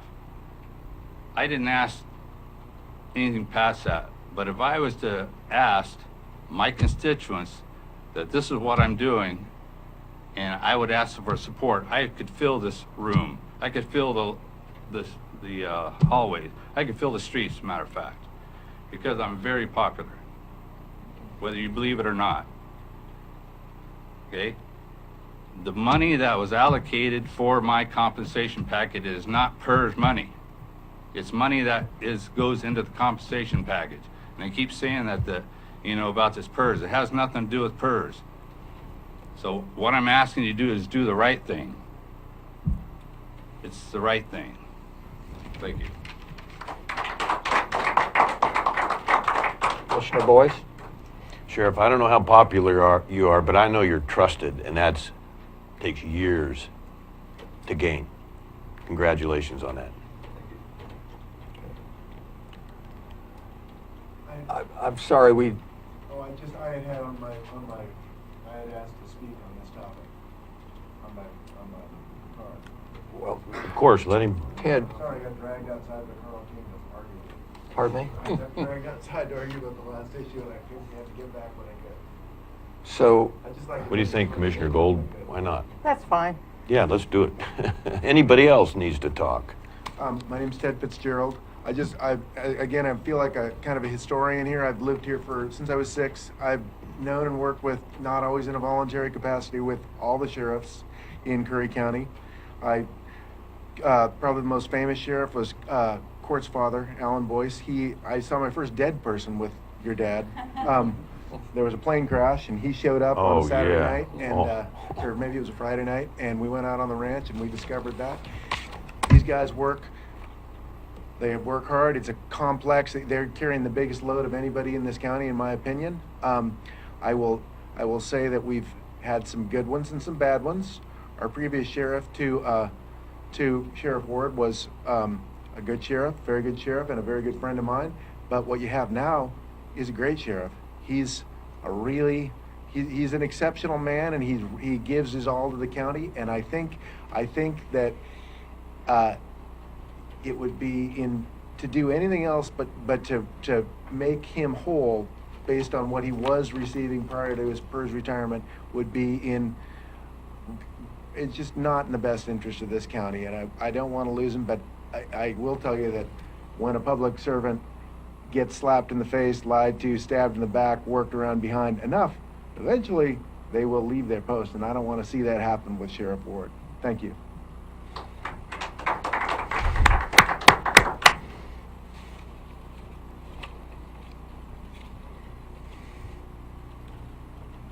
Sir, would you come on up and identify yourself, please? George Rhodes. I'm from Brookings, and I apologize to the board for not getting here on time. I had an appointment that prevented me so I could address this issue. I'm going to make it really short. If you're considering cost, you need to consider the cost of not doing this, because that'll be much greater than any cost that's incurred by paying the sheriff what he deserves to be paid. Thank you. Sorry, George, I'm sorry I didn't recognize you without my glasses. No problem. I had to put them on when you... No problem, Mr. Chair. Thank you. Okay. We had a motion. Oh, do you want to make...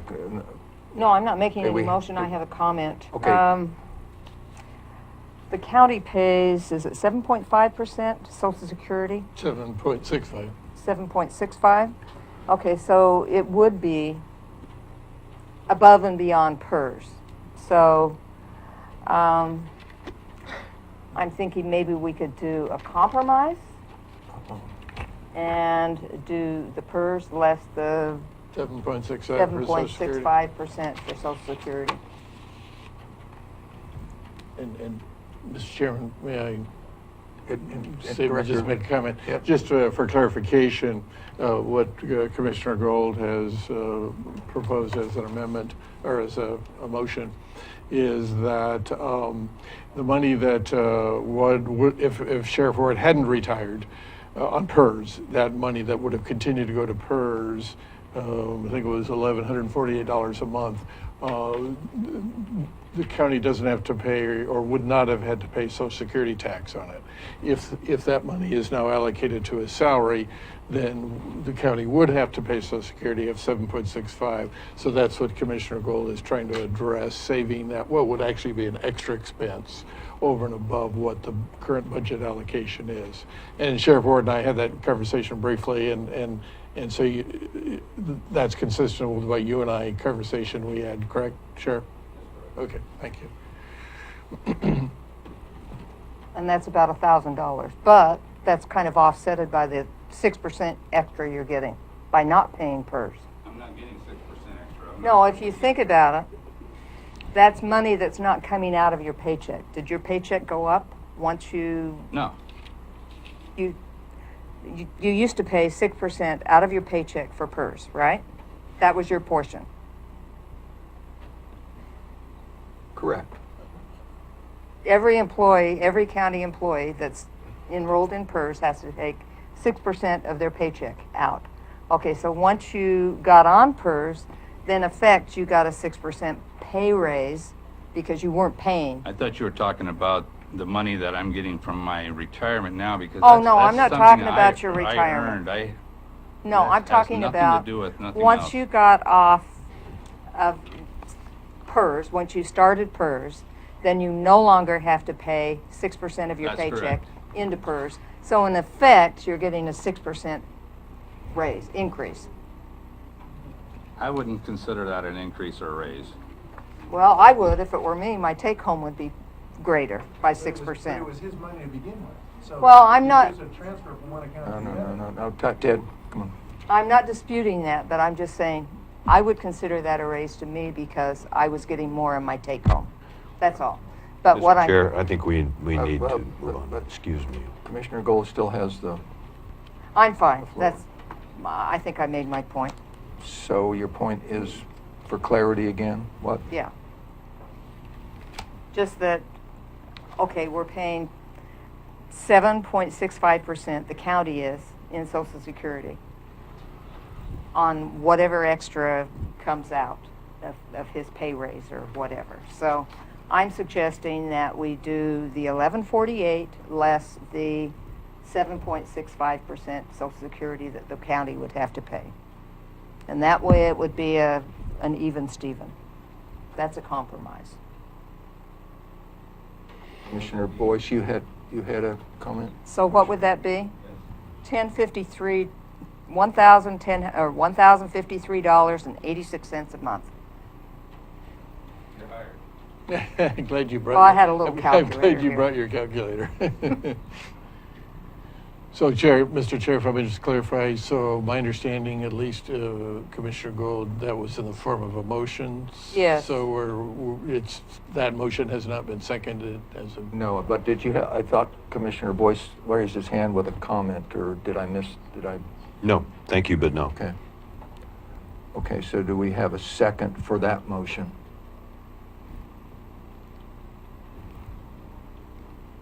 Okay, that motion dies for lack of a second. So Anything watered down is just another slap in the face to me, but, that motion died for lack of a second. so, Okay.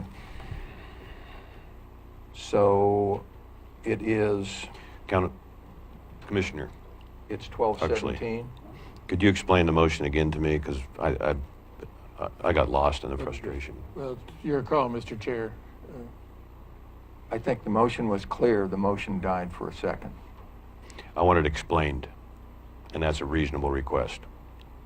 Do you want me to proceed, or? Sure. Okay. So what Commissioner Gold had moved, her motion was the budget that was adopted for this year included, as part of Sheriff Ward's total compensation, $1,148 monthly PERS contribution. So it wouldn't have gone to Sheriff Ward, it would have gone directly to the PERS. But he retired. So once you retire on PERS, just like my situation is the same, you no longer, the governing body that still employs you no longer has to pay the PERS. Actually, matter of fact, cannot pay the PERS even if they wanted to. So the request is transfer that $1,148, which is now just not being paid anywhere, just being held by the county, retroactive to July 1st. Transfer that to salary for Sheriff Ward. The comment Commissioner Gold made, and I agreed in the conversation I also had with Sheriff Ward, if that money, $1,148, had continued to be paid to PERS, we would pay no Social Security tax, no other related payroll type tax on that money.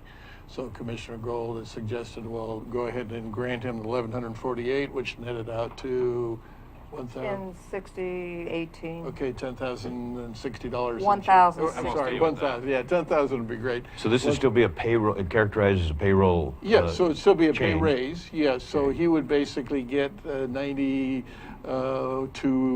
roughly percent of the $1,148, which he would see in a monthly payroll check increase.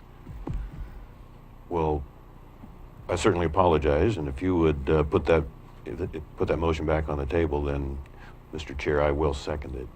I just move that we allow him the $1,148 less 6.765 7.65, yeah. amount for Social Security. Second, you're a real problem solver. Thank you. I'm just, Any further discussion?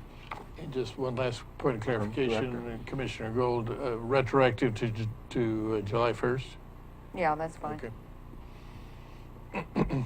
Call for the question? Aye. Aye. No? Okay, it is 12:20. We will take a lunch recess. We'll come back at 1:30. 1:30. Wanted to apologize. Yeah, it's all over. If yours is the next big idea, and you need the right place to fine-tune it, build it, launch it. If you're only your best when you can play more than you work, if inspiration comes from the outside, you belong in Curry County. The westernmost point of the land you love, and the edge between familiar and uncharted. Break the pattern. Be where the airports are as close as the beaches, and industry and recreation never cease to amaze. Dock, dive, and dine in a single day, and never lose your connection. This is the threshold of the West. Live where you can do you, and do it well, at the farthest point from ordinary. Curry County, living on the edge.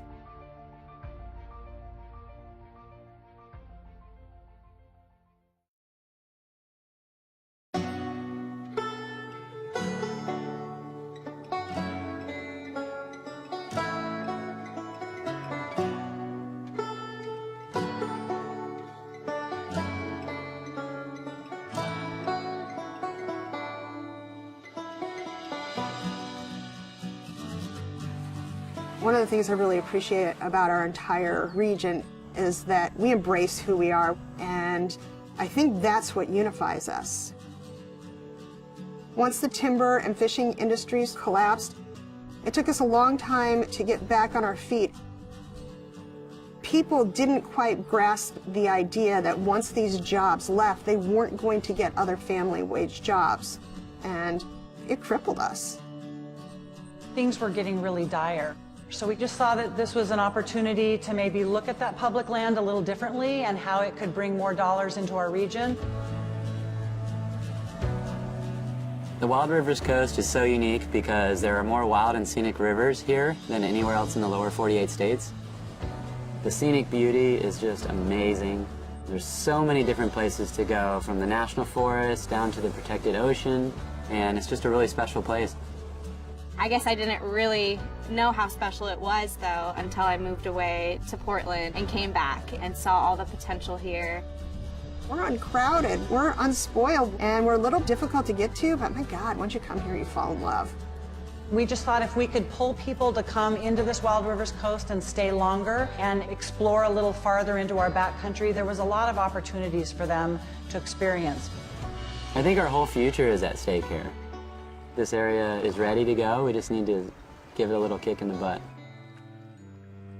I'm going to be honest, when the Rural Tourism Studio came here, I was skeptical because I didn't see far enough ahead that we actually could collaborate regionally, and I'm pleasantly surprised. It's been amazing.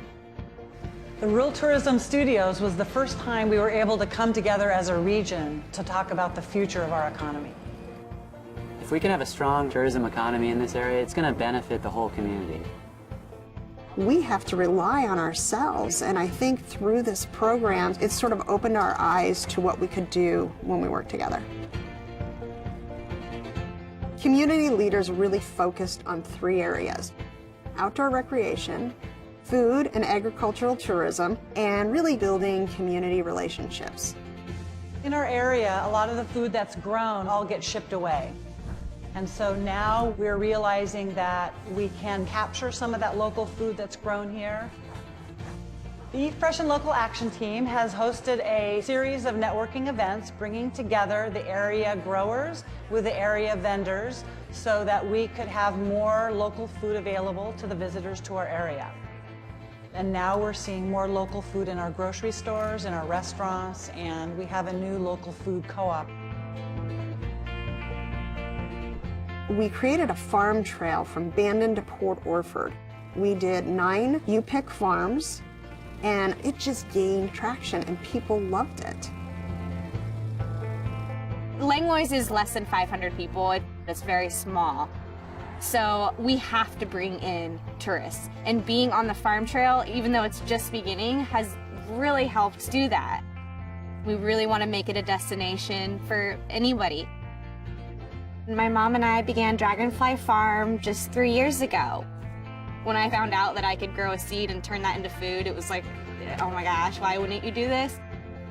I just quit my, my day job and I just signed the paper to be an official co-owner of the farm. This is what I want to do for the rest of my life and grow with the community. Out of the Outdoor Recreation Action Team, we came up with a series of maps that show where the best places to go recreate are.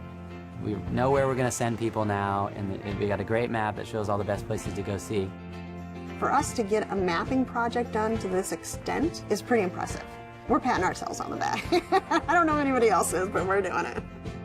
From that, we decided that there was some places that needed help, so we came up with a mountain bike plan, and we also worked on designating a state scenic bikeway. The Outdoor Recreation Action Team was also looking at how we can make scuba diving better in this area. So we came up with the idea for a scuba fill station. So now people that want to come and dive in this area, they can dive for multiple days because they can get their tanks filled up again. When I started the Rural Tourism Studio, my business, South Coast Tours, was really small. And now we've grown to about 5 or 6 guides, and we're doing tours all over from Brookings all the way up to Coos Bay.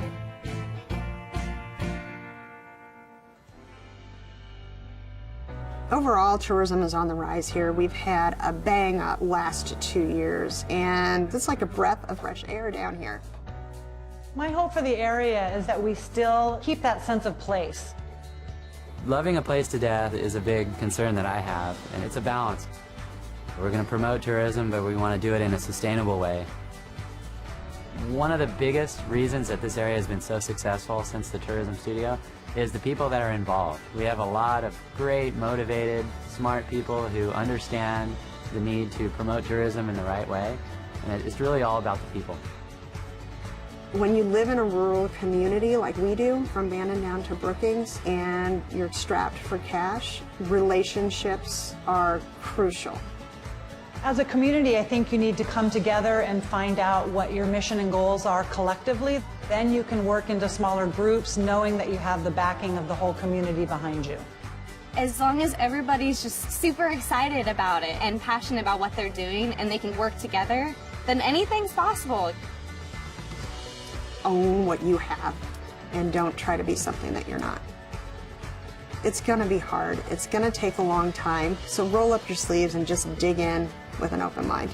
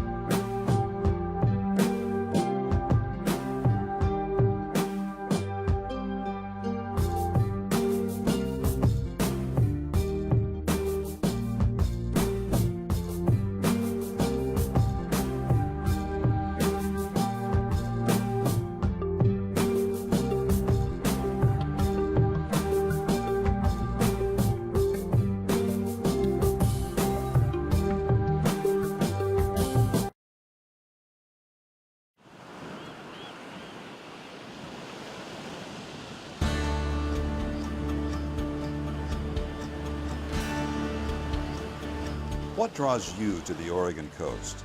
Is it the green and blue surf on a brilliant sunny day, or angry, boiling waves during a raging winter storm? Do you prefer quiet coves or powerful breakers churning the sand? How about sand castles? Do you come for the rising tide or the setting sun, to marvel at whales gliding through the sea or flying in the sky? Reasons to travel the Pacific Coast Scenic Byway are as far-reaching as your imagination. This is a spectacular part of Oregon that traces the entire coastline along Highway 101, guiding you to the sea and away again, to coastal towns big and small, lowland marshes, and breathtaking overlooks. It's a long byway stretching from the mouth of the Columbia River to the California border, 363 miles in all of some of the most unblemished, awe-inspiring seascapes you'll find anywhere. In addition to its designation as a scenic byway, Highway 101 in Oregon also has been selected as an all-American road. That means when you come here, you will experience one of only 31 roads considered to be the best of the best in America. You know, when people come to the Oregon coast, they're really astonished how beautiful it is. And what separates it from many of the other places in North America that are coastal is how undeveloped it is. And that's because Oregon had a very far-sighted land use program back in the 1970s. We have all these wonderful state parks along the scenic byway that are perfect places to stop and enjoy nature in a relatively unspoiled way. From the north, you begin in Astoria, the first permanent European settlement in the Pacific Northwest. It's a genuine maritime community with ship traffic from around the world seeking harbor up the Columbia. The official State Maritime Museum of Oregon sits here on the river. Beautiful Victorian houses dot the hillside. And standing 600 feet above sea level is the 125-foot Astoria Column. It features a hand-painted spiral frieze that would stretch over 500 feet if unwound. Heading south, you'll find the community of Seaside, a popular vacation spot that offers miles of public beaches, an oceanfront promenade, and a downtown core packed with restaurants, shops, and even a beach-type arcade. Cannon Beach is home to one of Oregon's most photographed natural wonders, Haystack Rock. Get your shots from the beach, or take a short drive up to Ecola State Park and look down on this 235-foot work of art. The picturesque small town is filled with art galleries, shops, and cafes. Ready for more? 10 miles to the south, this is the view from Cape Falcon. You're 700 feet above the Pacific. Here, the Pacific Coast Byway has been carved out of Neahkahnie Mountain and held in place by stone walls built in the 1930s by craftsmen in the Civilian Conservation Corps. Upon descending the mountain, the highway drifts inward around Tillamook Bay to Tillamook, the unofficial dairy capital of Oregon. The verdant valley of dairy farms in this area produces 25 million gallons of milk annually. Much of that is processed into natural cheddar cheese. And near more than 800 miles of navigable waters, Tillamook is a crossroads for North Coast recreation. From here, you owe it to yourself to veer off Highway 101 to explore the Three Capes Scenic Loop. This drive places you right at the beach, beginning with Cape Mears, home to the shortest lighthouse in Oregon. 9 lighthouses stand sentinel along Oregon's coastline. They're monuments to our maritime heritage, towering links to the past, and as much a part of the rugged Oregon coastal landscape as any offshore monolith. The Cape Mears Lighthouse was first illuminated in 1890. Oregon's oldest lighthouse is at Cape Blanco, the westernmost point in the state.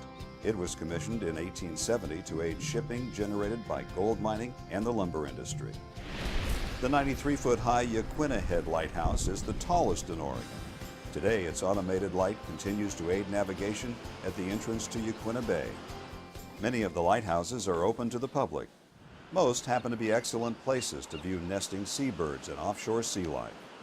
Tide pools, those rocky areas between high and low tides, support unique and diverse plants and animals. Vast amounts of colorful, otherworldly creatures wait to be discovered. But walk cautiously. These organisms are tough enough to withstand the pounding surf, but are utterly vulnerable to human activity. Wildlife and sea life abound on the coast. There are 6 national wildlife refuges along the Oregon coast. The Pacific Coast Scenic Byway bisects these refuges or goes alongside them. It provides you the opportunity to see a wide variety of abundant wildlife, including seabirds, seals and sea lions, deer and elk, and many other wildlife. Cape Kiwanda lies at the southern end of the Three Capes Scenic Loop, near the town of Pacific City. Here you'll find a second haystack rock on the byway. Hike up the dune to marvel at stunning views of sandstone formations as they turn yellow, gold, or even red in the changing sunlight. If your timing is right, you'll spot 1 or 2 of the dory fleet sprint onto the beach after a day of fishing. How's this for a dinner setting? Restaurants along the Pacific Coast Scenic Byway accommodate just about any taste. Many serve an ocean view with every meal. Up and down the coast, you'll find seafood, of course, but don't limit yourself just because you're by the water. The Central Coast begins around Lincoln City, which is one of the larger communities on the byway. It has a reputation for being windy and was recognized by Kite Lines magazine as the best place to fly a kite in North America. It was incorporated from several small towns and as a result offers a sandy beach that is 7.5 miles long. A number of small state parks lie nestled along the ocean between Lincoln City and Newport. Stop, get out of your car, and take in the commanding views that are there, right next to your all-American road. Depot Bay boasts the world's smallest navigable harbor, 6 square acres in all. A seawall runs the length of the downtown, so everywhere you go, you're rewarded with a dramatic view of the Pacific. It's considered Oregon's whale-watching capital, with thousands making their way past Oregon each fall and spring. Fishing and whale-watching excursions regularly set sail from this little harbor. Leaving Depot Bay, you'll soon find yourself at Cape Foulweather, a basalt outcropping that looms 500 feet above the water. It was here, in 1778, British Captain James Cook first sighted the mainland of North America on the Pacific coast. A fierce storm that almost put an end to his expedition earned this rugged stretch of coastline its name. Coastal weather can change by the hour. You will find a lot of wet days, but rain can become blue sky with white clouds in an afternoon. Mist kissing the headlands burns away, or storms can last for days. Some people come for those storms. Whether you find sunbursts of happiness or cloud cover like a quilt, there's always a reason to come back. Like Lincoln City, Newport is one of the larger towns on the byway. The historic bayfront on the north side of Yaquina Bay hosts one of Oregon's largest commercial fishing fleets. It has a busy, genuine working waterfront feel, with fish plants and boats coming and going from as far away as Alaska. On the south side of the bay is the Oregon Coast Aquarium. Share waters beneath the ocean with sharks and rays. And don't miss the sea otters at mealtime. Now, all 4 of our otters were rescued otters. They were found out in the wild. For the next 50 miles, your trip along Highway 101 hugs the coast. Many more state parks offer opportunities to stop and take in outstanding vistas, crashing waves, and offshore rock formations. 2 small towns of note are Waldport and Yachats. Waldport sits on Alsea Bay, where fishing, clamming, and crabbing are popular. The 40-mile stretch south of Waldport marks steep headlands, jagged volcanic outcrops, and jaw-dropping scenery, the rugged edge of the Oregon coast. Yachats is a quiet, unhurried artist town just a couple of miles north of Cape Perpetua. Drive to the top of this bluff, and you'll be 800 feet above the water. On a clear day, you can see 70 miles of Oregon coastline. Drive past Heceta Head Lighthouse to the Sea Lion Caves. A quick elevator ride 200 feet down puts you in America's largest sea cave, the year-round home of wild stellar sea lions. Rugged cliffs give way to graceful beaches as you approach Florence. In the spring, be on the lookout for wild rhododendrons along the roadsides. Similar to Newport, you'll find an historic Old Town commercial district along the Siuslaw River. Florence is the gateway to the Oregon Dunes National Recreation Area, a 47-mile sandbox of wind-sculpted sand dunes towering 500 feet above sea level. These are the largest expanse of coastal sand dunes in North America.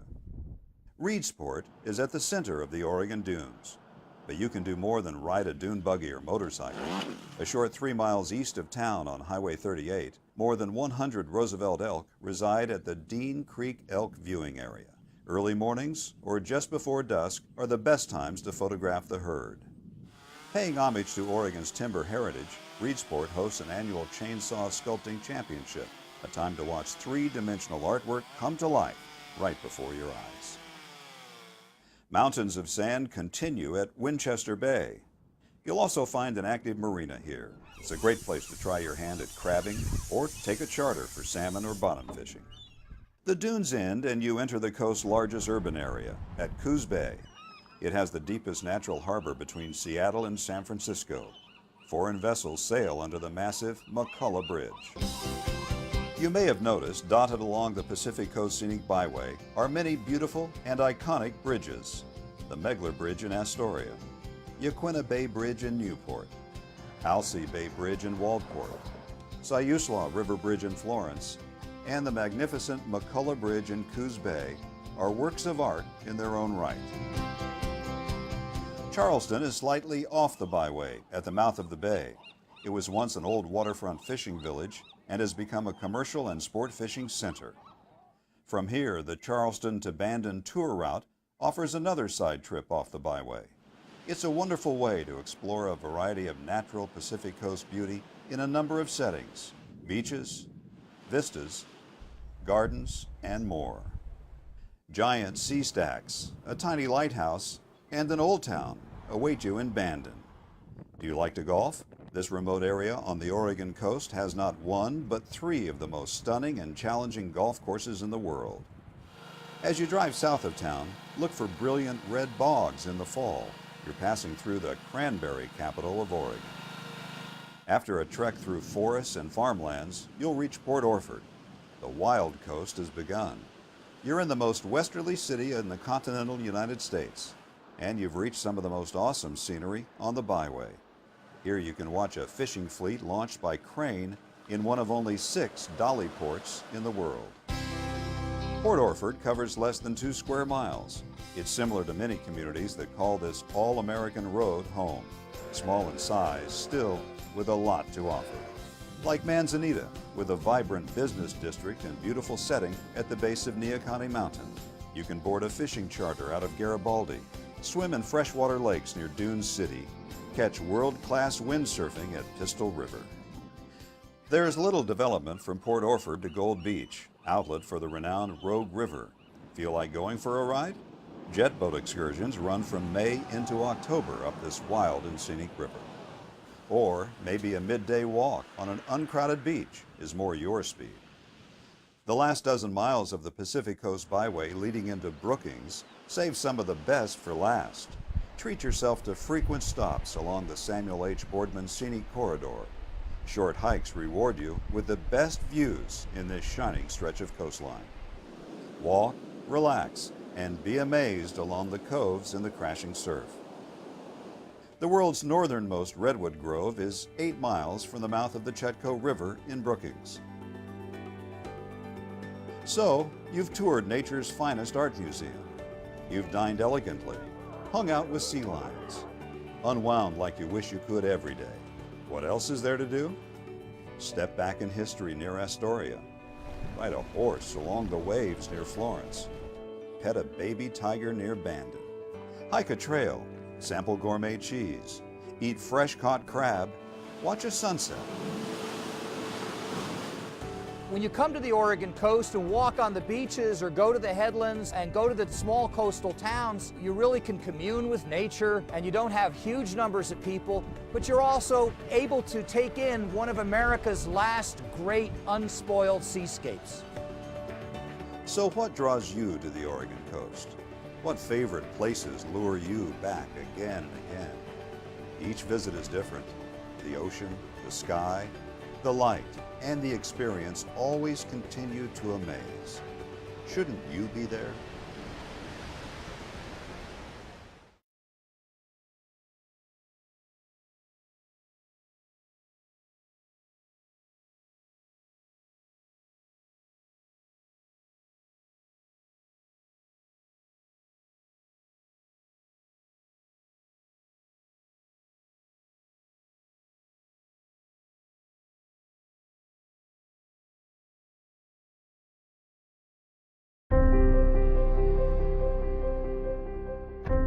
There's something about having land and sea. Never having to choose between digging in or looking out. Here, you can go where the spirit or the wind moves you. To the tops of the trees, along secluded beaches, or into more wild and scenic rivers than anywhere else in the western United States. We're the closest place to the sunset while still keeping your feet dry, and a destination where anyone can begin. We share more than we keep, so you can see more than you imagined. This is a place you have to touch, hold, and feel to believe. The entire shoreline of the West Coast's best coast is open to you, and playgrounds made of forests are waiting for you. Escape to Curry County and don't leave anything out.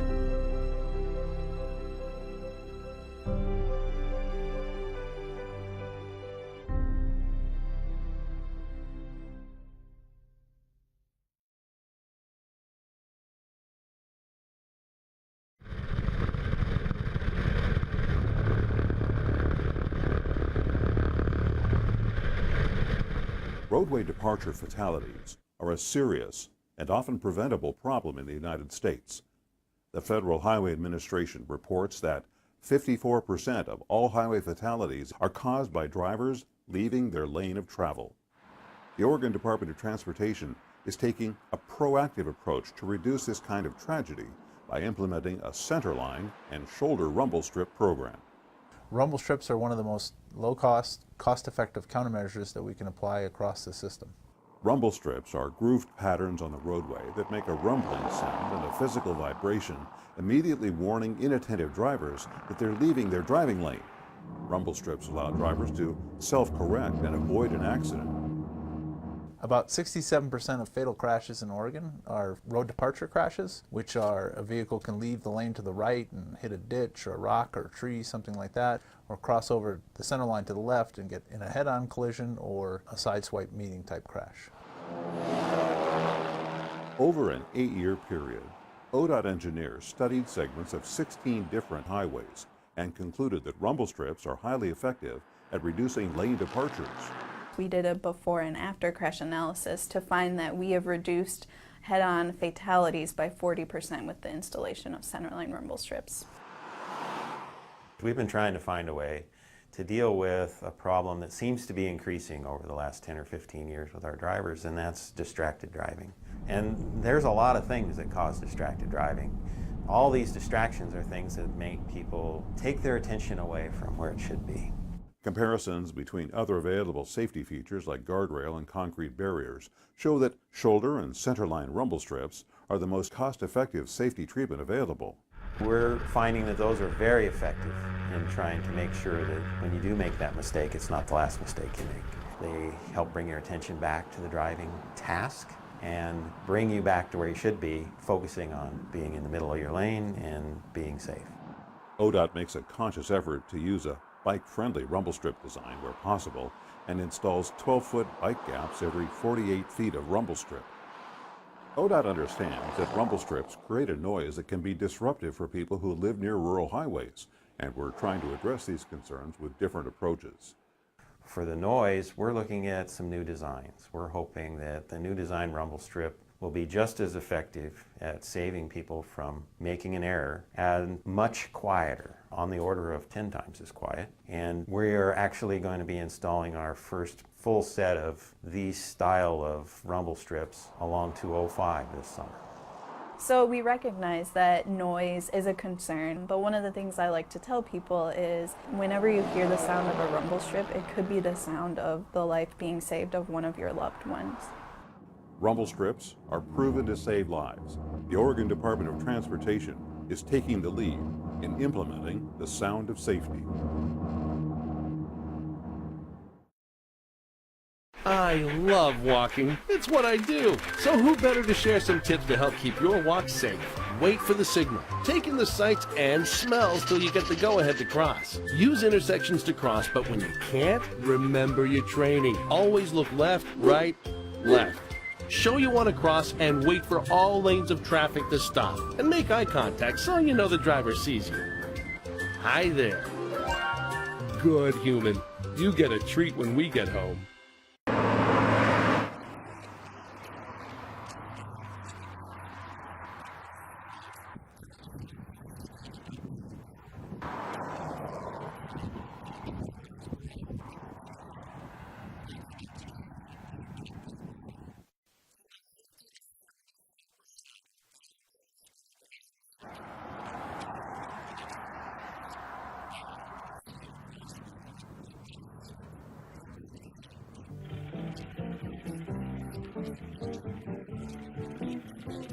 Sign that doesn't have a rider on it, so we take our first test at this posted speed limit of 35 Bob miles Weeks per and hour. Harley Bills are seeing more than their share of curvy roads these days.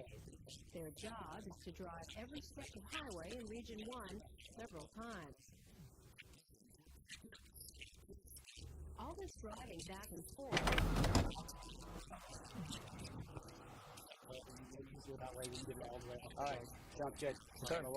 The old limits were set back in the 1930s and 40s and were changed very little until just recently.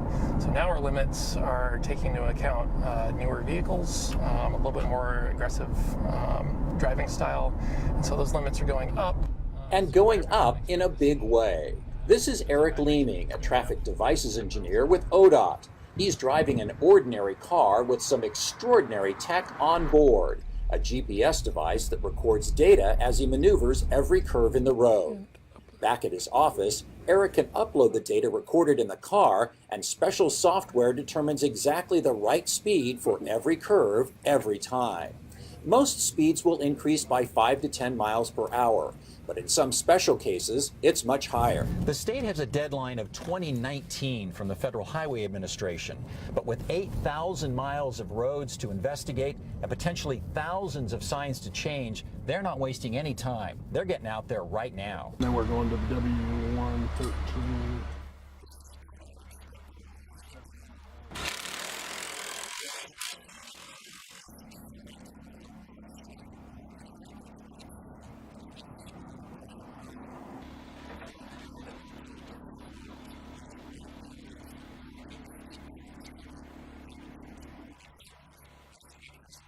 About 800 signs along this section. That's a lot of signs. It's a lot of signs. If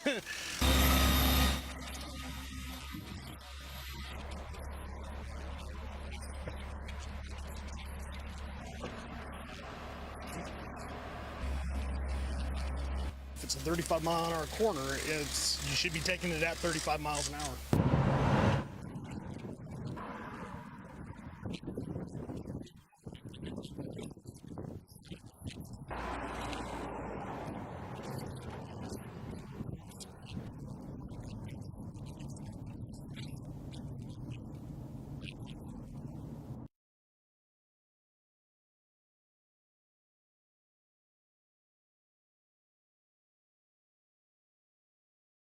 America's 3,069 county governments provide fundamental services for building healthy, safe, and vibrant communities.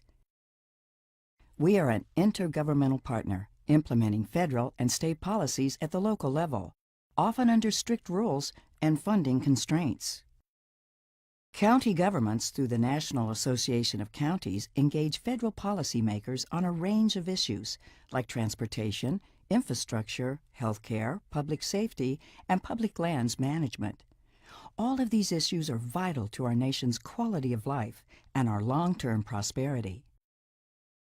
Decisions made by the White House, Congress, and federal courts have a major cascading impact on our ability to lead our communities and pursue a better future.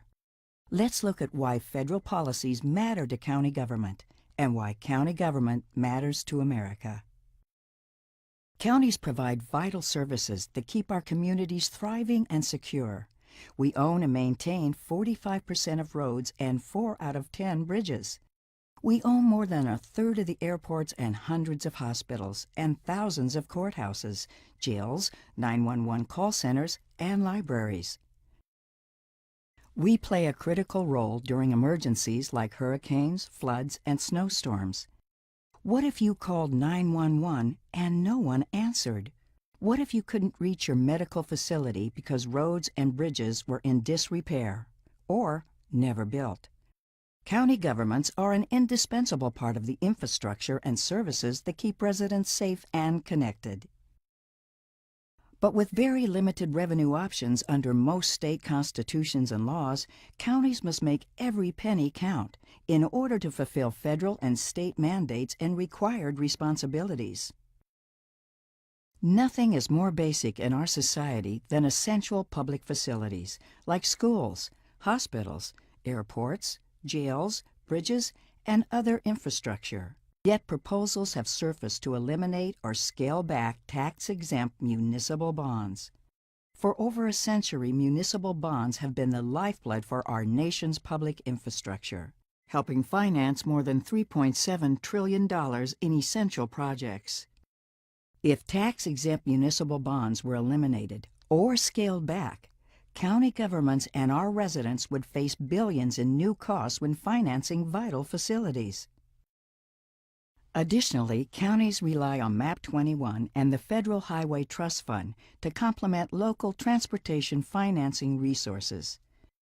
With growing demands and mounting costs, we need a reliable federal partner to invest with us in our nation's economic growth and competitiveness. We need a long-term legislative solution with increased funding to ensure continued success in operating our nation's transportation system. Counties face further revenue losses each year because billions of dollars in e-commerce sales tax revenue isn't collected.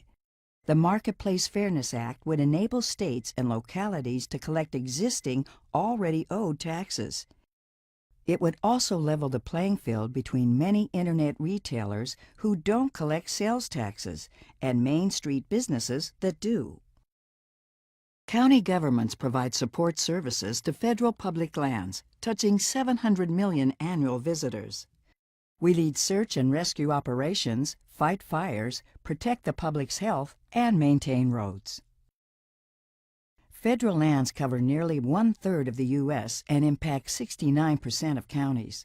Because federal land is exempt from local property taxes, counties depend on PILT, the Payment in Lieu of Taxes program, to provide essential services. The Secure Rural Schools program provides assistance to rural counties and school districts affected by the decline in revenue from timber harvests on federal land. Decisions to cut or delay funding both programs undermine our ability to provide services and maintain public lands.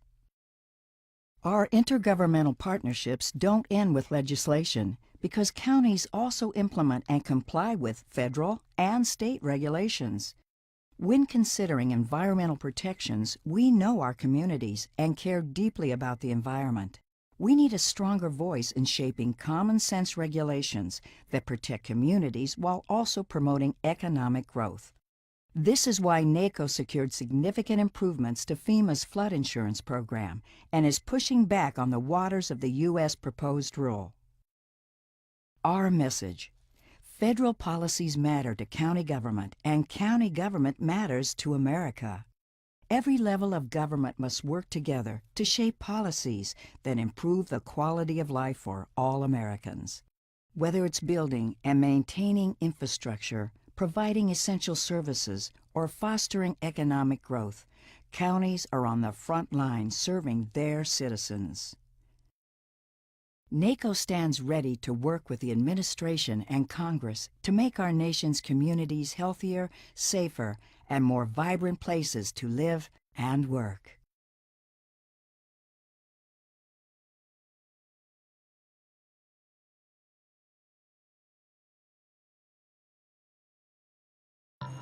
See Allison at lunch today? I'm gonna text her. I'm gonna text Allison. Hey, hold up, Matt's calling me. Hey, we got the food and we're on our way right now. Hey, who's coming, bro? You're the one who keeps head.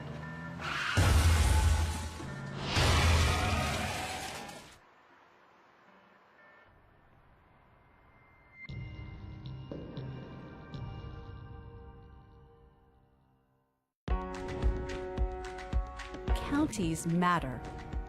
Counties serve nearly every American every day.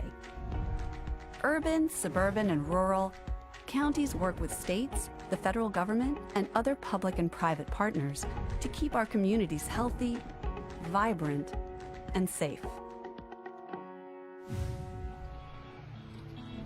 Whether you're commuting to work or shipping goods around the globe, counties matter.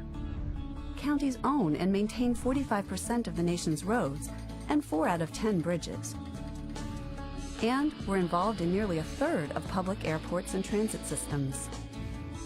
Counties matter when Americans need us the most.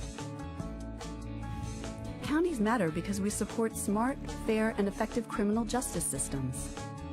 We help fund police and sheriff's departments. We own and operate local jails, 911 call centers, and mental health facilities. Counties create healthy communities. We invest more than $80 billion in hospitals and medical services each year. Counties matter because we invest in the lives of residents of all ages, improving their quality of life where they live and work. Counties are the building blocks of state, regional, and national economies. We support housing, recreation, and economic development. And we do so much more. From issuing birth certificates to administering elections, counties employ more than 3.5 million people. In total, we invest more than $500 billion in our residents and our communities every year.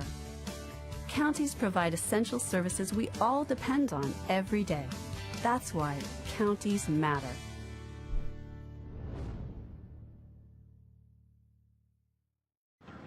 How many letters? 5 letters. Just think about, what am I doing right now? Smile. Smile? Uh-huh. This is so easy.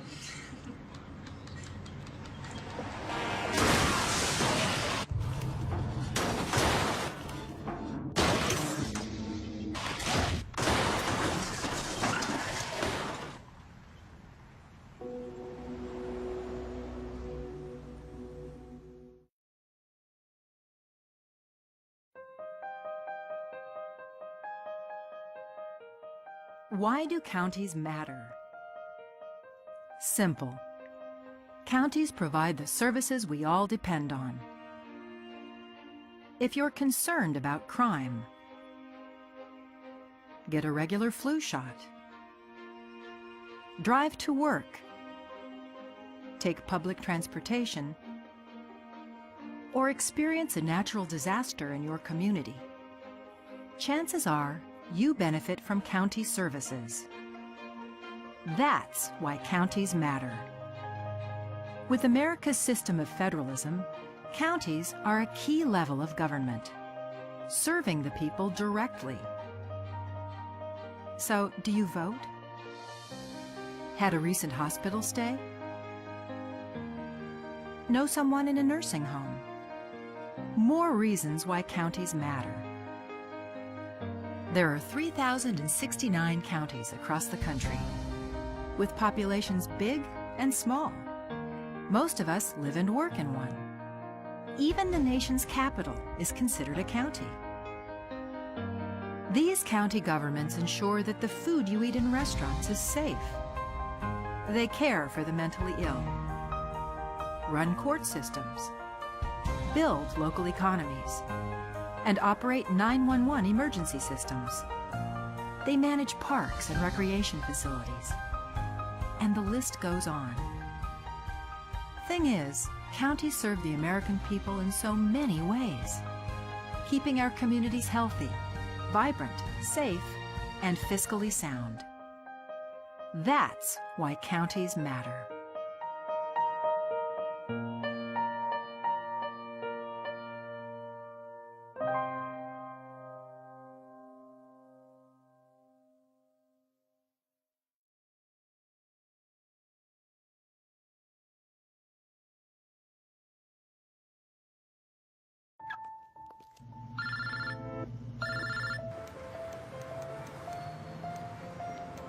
Yeah, I just picked her up. We should be there in 20 minutes. Who is it? Oh, it's him. Where is he? I know. Yeah, I know.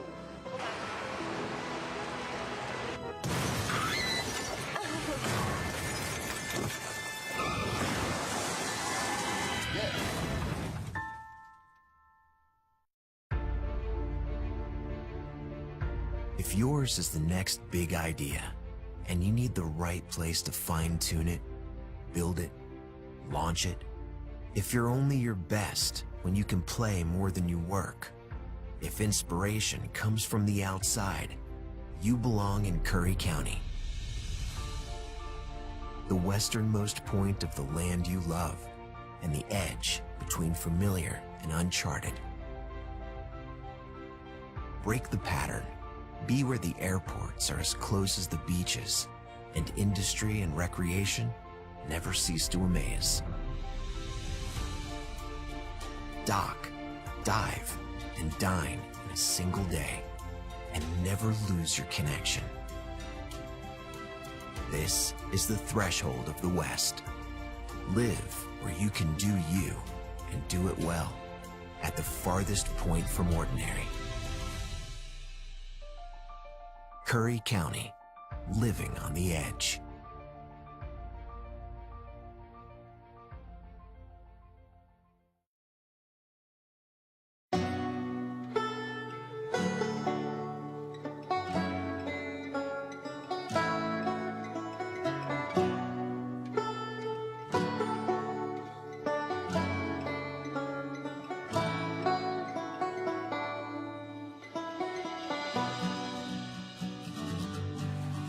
One of the things I really appreciate about our entire region is that we embrace who we are, and I think that's what unifies us.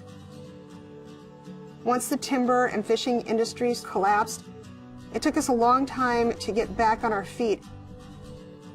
People didn't quite grasp the idea that once these jobs left, they weren't going to get other family wage jobs, and it crippled us. Things were getting really dire. So we just saw that this was an opportunity to maybe look at that public land a little differently and how it could bring more dollars into our region.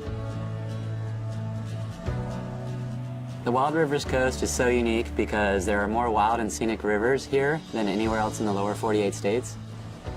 The scenic beauty is just amazing. There's so many different places to go, from the national forest down to the protected ocean, and it's just a really special place. I guess I didn't really know how special it was, though, until I moved away to Portland and came back and saw all the potential here. We're uncrowded, we're unspoiled, and we're a little difficult to get to, but my God, once you come here, you fall in love. We just thought if we could pull people to come into this Wild Rivers Coast and stay longer and explore a little farther into our backcountry, there was a lot of opportunities for them to experience. I think our whole future is at stake here. This area is ready to go. We just need to give it a little kick in the butt. I'm going to be honest, when the Rural Tourism Studio came here, I was skeptical because I didn't see far enough ahead that we actually could collaborate regionally, and I'm pleasantly surprised. It's been amazing. The Rural Tourism Studios was the first time we were able to come together as a region to talk about the future of our economy. If we can have a strong tourism economy in this area, it's going to benefit the whole community. We have to rely on ourselves, and I think through this program, it's sort of opened our eyes to what we could do when we work together. Community leaders really focused on 3 areas: outdoor recreation, food and agricultural tourism, and really building community relationships. In our area, a lot of the food that's grown all gets shipped away. And so now we're realizing that we can capture some of that local food that's grown here. The Eat Fresh and Local Action Team has hosted a series of networking events bringing together the area growers with the area vendors so that we could have more local food available to the visitors to our area. And now we're seeing more local food in our grocery stores, in our restaurants, and we have a new local food co-op. We created a farm trail from Bandon to Port Orford. We did 9 U-Pick farms, and it just gained traction, and people loved it. Langlois is less than 500 people. It's very small. So we have to bring in tourists. And being on the farm trail, even though it's just beginning, has really helped do that. We really want to make it a destination for anybody. My mom and I began Dragonfly Farm just 3 years ago. When I found out that I could grow a seed and turn that into food, it was like, oh my gosh, why wouldn't you do this? I just quit my day job and I just signed the paper to be an official co-owner of the farm. This is what I want to do for the rest of my life and grow with the community. Out of the Outdoor Recreation Action Team, we came up with a series of maps that show where the best places to go recreate are. We know where we're going to send people now, and we got a great map that shows all the best places to go see. For us to get a mapping project done to this extent is pretty impressive. We're patting ourselves on the back.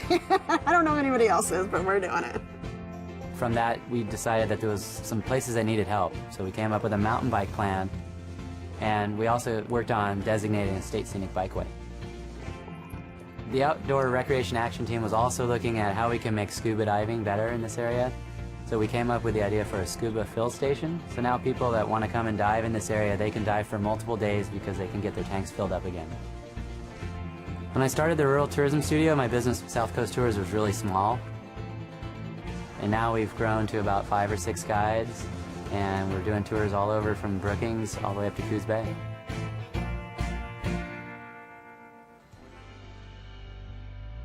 Overall, tourism is on the rise here. We've had a bang-up last 2 years, and it's like a breath of fresh air down here. My hope for the area is that we still keep that sense of place. Loving a place to death is a big concern that I have, and it's a balance. We're going to promote tourism, but we want to do it in a sustainable way. One of the biggest reasons that this area has been so successful since the tourism studio is the people that are involved. We have a lot of great, motivated, smart people who understand the need to promote tourism in the right way, and it's really all about the people. When you live in a rural community like we do, from Bandon down to Brookings, and you're strapped for cash, relationships are crucial. As a community, I think you need to come together and find out what your mission and goals are collectively. Then you can work into smaller groups, knowing that you have the backing of the whole community behind you. As long as everybody's just super excited about it and passionate about what they're doing and they can work together, then anything's possible. Own what you have and don't try to be something that you're not. It's gonna be hard. It's gonna take a long time. So roll up your sleeves and just dig in with an open mind.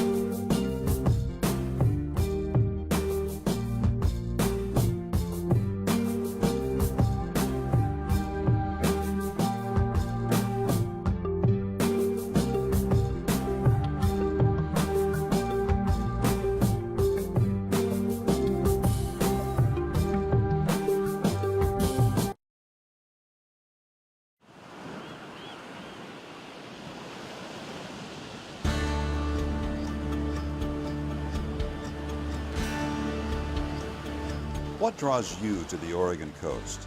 Is it the green and blue surf on a brilliant sunny day, or angry boiling waves during a raging winter storm? Do you prefer quiet coves or powerful breakers churning the sand? How about sand castles? Do you come for the rising tide or the setting sun, to marvel at whales gliding through the sea or flying in the sky? Reasons to travel the Pacific Coast Scenic Byway are as far-reaching as your imagination. This is a spectacular part of Oregon that traces the entire coastline along Highway 101, guiding you to the sea and away again, to coastal towns big and small, lowland marshes, and breathtaking overlooks.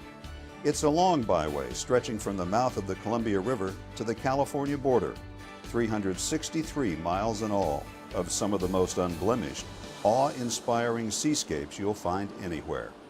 In addition to its designation as a scenic byway, Highway 101 in Oregon also has been selected as an all-American road.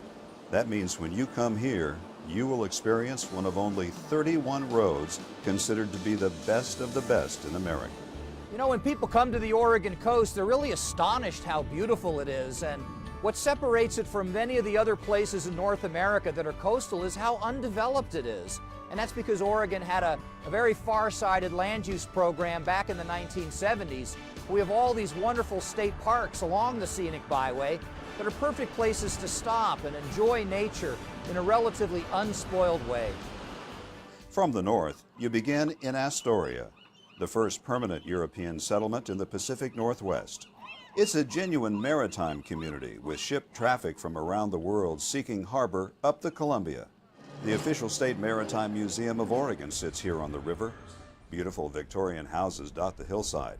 And standing 600 feet above sea level is the 125-foot Astoria Column. It features a hand-painted spiral frieze that would stretch over 500 feet if unwound. Heading south, you'll find the community of Seaside, a popular vacation spot that offers miles of public beaches, an oceanfront promenade, and a downtown core packed with restaurants, shops, and even a beach-type arcade. Cannon Beach is home to one of Oregon's most photographed natural wonders, Haystack Rock. Get your shots from the beach, or take a short drive up to Ecola State Park and look down on this 235-foot work of art. The picturesque small town is filled with art galleries, shops, and cafes. Ready for more? 10 miles to the south, this is the view from Cape Falcon. You're 700 feet above the Pacific. Here, the Pacific Coast Byway has been carved out of Neahkahnie Mountain and held in place by stone walls built in the 1930s by craftsmen in the Civilian Conservation Corps. Upon descending the mountain, the highway drifts inward around Tillamook Bay to Tillamook, the unofficial dairy capital of Oregon. The verdant valley of dairy farms in this area produces 25 million gallons of milk annually. Much of that is processed into natural cheddar cheese. And near more than 800 miles of navigable waters, Tillamook is a crossroads for North Coast recreation. From here, you owe it to yourself to veer off Highway 101 to explore the Three Capes Scenic Loop. This drive places you right at the beach, beginning with Cape Mears, home to the shortest lighthouse in Oregon. 9 lighthouses stand sentinel along Oregon's coastline. They're monuments to our maritime heritage, towering links to the past, and as much a part of the rugged Oregon coastal landscape as any offshore monolith. The Cape Mears Lighthouse was first illuminated in 1890. Oregon's oldest lighthouse is at Cape Blanco, the westernmost point in the state. It was commissioned in 1870 to aid shipping generated by gold mining and the lumber industry. The 93-foot-high Yaquina Head Lighthouse is the tallest in Oregon. Today, its automated light continues to aid navigation at the entrance to Yaquina Bay. Many of the lighthouses are open to the public. Most happen to be excellent places to view nesting seabirds and offshore sea life. Tide pools, those rocky areas between high and low tides, support unique and diverse plants and animals. Vast amounts of colorful, otherworldly creatures wait to be discovered. But walk cautiously. These organisms are tough enough to withstand the pounding surf, but are utterly vulnerable to human activity. Wildlife and sea life abound on the coast. There are 6 national wildlife refuges along the Oregon coast. The Pacific Coast Scenic Byway bisects these refuges or goes alongside them. It provides you the opportunity to see a wide variety of abundant wildlife, including seabirds, seals and sea lions, deer and elk, and many other wildlife. Cape Kiwanda lies at the southern end of the Three Capes Scenic Loop, near the town of Pacific City. Here you'll find a second haystack rock on the byway. Hike up the dune to marvel at stunning views of sandstone formations as they turn yellow, gold, or even red in the changing sunlight. If your timing is right, you'll spot 1 or 2 of the dory fleet sprint onto the beach after a day of fishing. How's this for a dinner setting? Restaurants along the Pacific Coast Scenic Byway accommodate just about any taste. Many serve an ocean view with every meal. Up and down the coast, you'll find seafood, of course, but don't limit yourself just because you're by the water. The Central Coast begins around Lincoln City, which is one of the larger communities on the byway. It has a reputation for being windy and was recognized by Kite Lines magazine as the best place to fly a kite in North America. It was incorporated from several small towns and as a result offers a sandy beach that is 7.5 miles long. A number of small state parks lie nestled along the ocean between Lincoln City and Newport. Stop, get out of your car, and take in the commanding views that are there, right next to your all-American road. Depot Bay boasts the world's smallest navigable harbor, 6 square acres in all. A seawall runs the length of the downtown, so everywhere you go, you're rewarded with a dramatic view of the Pacific. It's considered Oregon's whale-watching capital, with thousands making their way past Oregon each fall and spring. Fishing and whale-watching excursions regularly set sail from this little harbor. Leaving Depot Bay, you'll soon find yourself at Cape Foulweather, a basalt outcropping that looms 500 feet above the water. It was here, in 1778, British Captain James Cook first sighted the mainland of North America on the Pacific coast. A fierce storm that almost put an end to his expedition earned this rugged stretch of coastline its name. Coastal weather can change by the hour. You will find a lot of wet days, but rain can become blue sky with white clouds in an afternoon. Mist kissing the headlands burns away, or storms can last for days. Some people come for those storms. Whether you find sunbursts of happiness or cloud cover like a quilt, there's always a reason to come back. Like Lincoln City, Newport is one of the larger towns on the byway. The historic bayfront on the north side of Yaquina Bay hosts one of Oregon's largest commercial fishing fleets. It has a busy, genuine working waterfront feel, with fish plants and boats coming and going from as far away as Alaska. On the south side of the bay is the Oregon Coast Aquarium. Share waters beneath the ocean with sharks and rays. And don't miss the sea otters at mealtime. Now, all 4 of our otters were rescued otters. They were found out in the wild. For the next 50 miles, your trip along Highway 101 hugs the coast. Many more state parks offer opportunities to stop and take in outstanding vistas, crashing waves, and offshore rock formations. 2 small towns of note are Waldport and Yachats. Waldport sits on Alsea Bay, where fishing, clamming, and crabbing are popular. The 40-mile stretch south of Waldport marks steep headlands, jagged volcanic outcrops, and jaw-dropping scenery, the rugged edge of the Oregon coast. Yachats is a quiet, unhurried artist town just a couple of miles north of Cape Perpetua. Drive to the top of this bluff, and you'll be 800 feet above the water. On a clear day, you can see 70 miles of Oregon coastline. Drive past Heceta Head Lighthouse to the Sea Lion Caves. A quick elevator ride 200 feet down puts you in America's largest sea cave, the year-round home of wild stellar sea lions. Rugged cliffs give way to graceful beaches as you approach Florence. In the spring, be on the lookout for wild rhododendrons along the roadsides. Similar to Newport, you'll find an historic Old Town commercial district along the Siuslaw River. Florence is the gateway to the Oregon Dunes National Recreation Area, a 47-mile sandbox of wind-sculpted sand dunes towering 500 feet above sea level. These are the largest expanse of coastal sand dunes in North America. Reedsport is at the center of the Oregon Dunes. But you can do more than ride a dune buggy or motorcycle. A short 3 miles east of town on Highway 38, more than 100 Roosevelt elk reside at the Dean Creek Elk Viewing Area. Early mornings or just before dusk are the best times to photograph the herd. Paying homage to Oregon's timber heritage, Reedsport hosts an annual Chainsaw Sculpting Championship, a time to watch three-dimensional artwork come to life right before your eyes. Mountains of sand continue at Winchester Bay. You'll also find an active marina here. It's a great place to try your hand at crabbing or take a charter for salmon or bottom fishing. The dunes end and you enter the coast's largest urban area at Coos Bay. It has the deepest natural harbor between Seattle and San Francisco. Foreign vessels sail under the massive McCullough Bridge. You may have noticed, dotted along the Pacific Coast Scenic Byway are many beautiful and iconic bridges. The Megler Bridge in Astoria, Yaquina Bay Bridge in Newport, Alsea Bay Bridge in Waldport, Siuslaw River Bridge in Florence, and the magnificent McCullough Bridge in Coos Bay are works of art in their own right.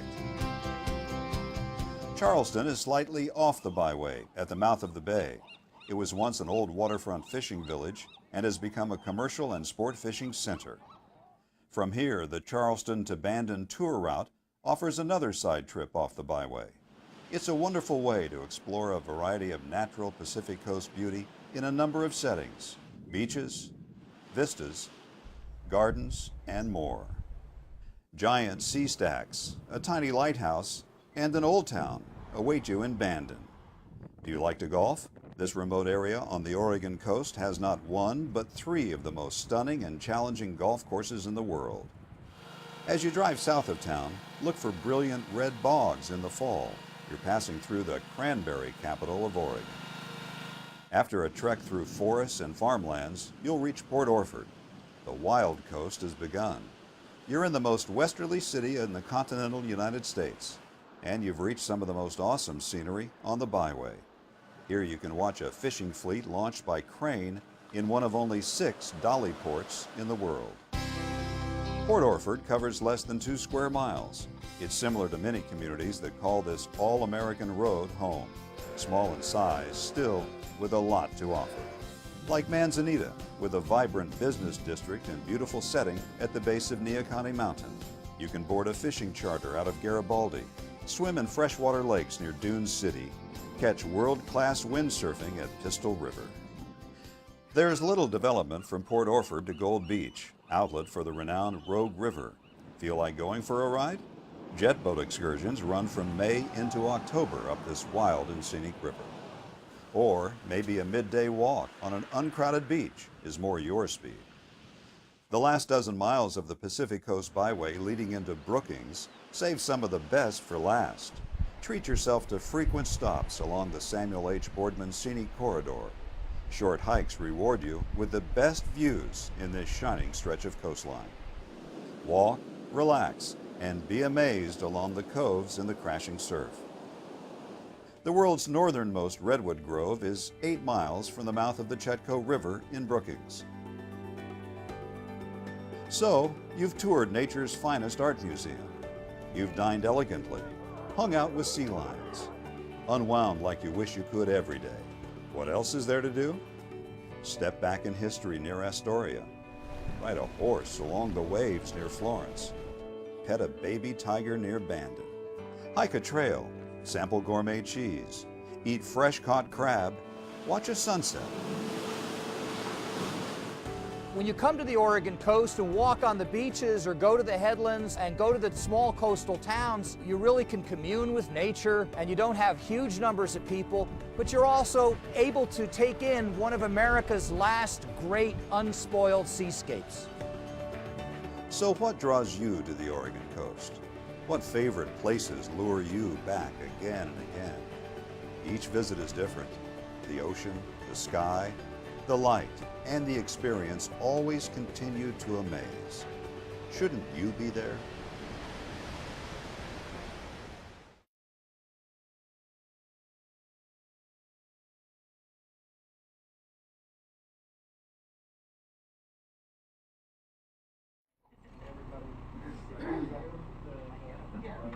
wish I had the magic wand, but I don't. Yeah, right. Yeah, not at all.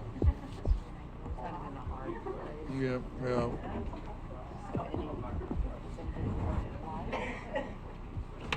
Just one. Yeah. No, he's well qualified. Yeah. I'm actually going to mention in my report of bringing him in for an interview with the three of you. Okay, we're back from the lunch break. It's 1:30, continuing with the Curry County Commissioner General Meeting, Wednesday, October 4th, 2017. Again, it's 1:30. We're up to agenda item 10, announcements, meeting schedules. First, there's an October 11th Board of Commissioner workshop scheduled for 10 a.m.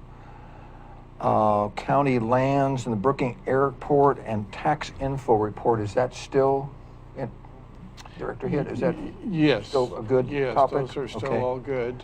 I do have one question about that one, as well as future workshops.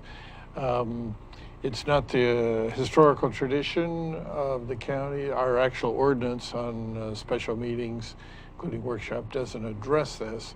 But my understanding is our normal procedure, although we made an exception last time at the Flores Lands workshop, but we don't normally take public input. Typically, correct. Yeah, so correct. I didn't know if that's for future workshops, if you want to stick with the old policy. I think until we change it, we should stick with it, or we're going to really have some wild free-for-alls. Okay, all right. You know, it's what else, what other policy doesn't mean anything. Okay, all right, just thought I'd ask that question.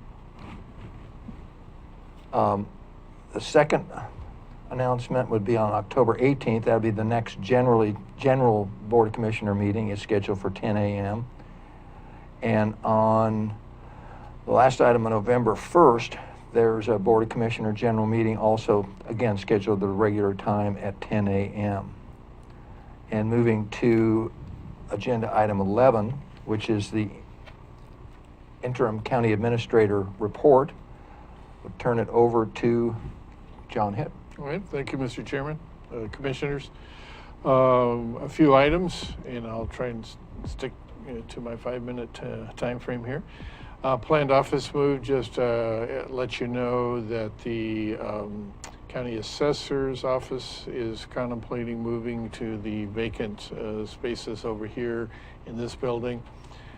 That allows then the county clerk elections office or section to move from the basement of the old courthouse to their current level and expand their offices. And that will be a significant benefit to elections time, allowing them to bring in more elections monitors, allowing them to bring in more people to count ballots, because they'll simply have the room for those folks, which they don't currently now in the basement. The other benefit that will occur is better access for the assessor's office. And the tax collections office, of course, would be at the same place, so there's less issue of access for those who are physically disabled in some way or another. So we can make these moves at very minimal cost, just a few $100s, which would come out of the assessors and clerks' budgets. They have the money in those budgets for that. And that move, unless you all wish to see or talk about that in a more detailed way at a future meeting, but otherwise that move would start next week with the assessor. Obviously, the assessor has to move first. Most of it will be done by existing staff, and then with a final move, then probably sometime in November, with everything being finalized sometime in November. If I may, one question? Yes, sir. What would be the approximate net, I would say probably decrease in available space in these buildings with that move? I'm not, if you don't have, I'm not. Yeah, I don't have that number. Just be curious, because we had tried to be, to lease some of it. Right, and the feeling is, after several attempts to lease that space, that is probably not going to work. To be able to lease it. We do have more space coming available if we go ahead with the Brookings building exchange. The veterans would be moving down there, and then also Curry County Health lease on part of that building expires at the end of the year, and my understanding is they do not intend to renew that. So we will still have actually a fair bit of space available, even though it'll mostly be across the street versus right here. Now, the county assessor will not use all of this space. Probably, I think the current plan is to use about roughly 80% of it, but there would be still some office space available even in this building. Okay, thank you. Then county accountant position. I would like to bring someone in that is a viable applicant for that position, has had a fair bit of experience in municipal accounting, as well as the formal training for that. I would prefer to do it sooner rather than later. You already have on your schedule a October 11th workshop. So my question to all of you, would you be willing to have a special meeting to interview the potential? Now, I haven't done all the background check yet, and we will be doing that over the course of the next few days, reference check, background check. But assuming that all comes back positive, would you be willing to consider then having an interview with that person the afternoon of October 11th? So 1 week from today in the afternoon as a special meeting. I certainly would. I'm fine with that. Okay. Commissioner Boyce? Because I would, if you all approve, I'd rather bring this person on sooner rather than later. But, okay. Okay, thank you all. Appreciate that. So Carolyn Johnson also asked, there is a land, she said it has to do with liquefaction, special rules, land use rules relating to liquefaction and other natural hazard dangers. That was, I guess, not finished, a special hearing that was carried forward. She would like to carry that forward to November 29th. So that would be a special meeting also, 10 a.m. in the morning. That's a Wednesday, 10 a.m. in the morning. That would be. Was that the one that was so well attended? So, we had 100 or so yes, people? Yes, yes. So do you know what the plan is? I don't know the details other than that she feels that she's going to be able to finish that on November 29th, and also potentially bring back the information from the workshop on the Flores Lake property. And that's one. Okay, so that's the open. That's the fifth Wednesday. Yeah, so it wouldn't be a scheduled meeting at this point. After Thanksgiving, yeah. So if people are going to be gone post Thanksgiving. Actually, I've got a problem with that. Okay. So. All right, we can. Because we only had so many days. I think wasn't there something had to be done within a certain time, or was there was a time. Was that a different? I believe there was a time limit, and I don't know if. Without checking with Carolyn Johnson when that clock stops ticking. Is there a chance we could do that like earlier? So the other option then potentially would be, so first and third would be the 4th and the 18th. Were you talking about Oh, I'm November? sorry, I'm looking at October, forgive Okay. me. Let's look at November, that helps. So yeah, the other option, so we currently would be on for November 1st and November 15th.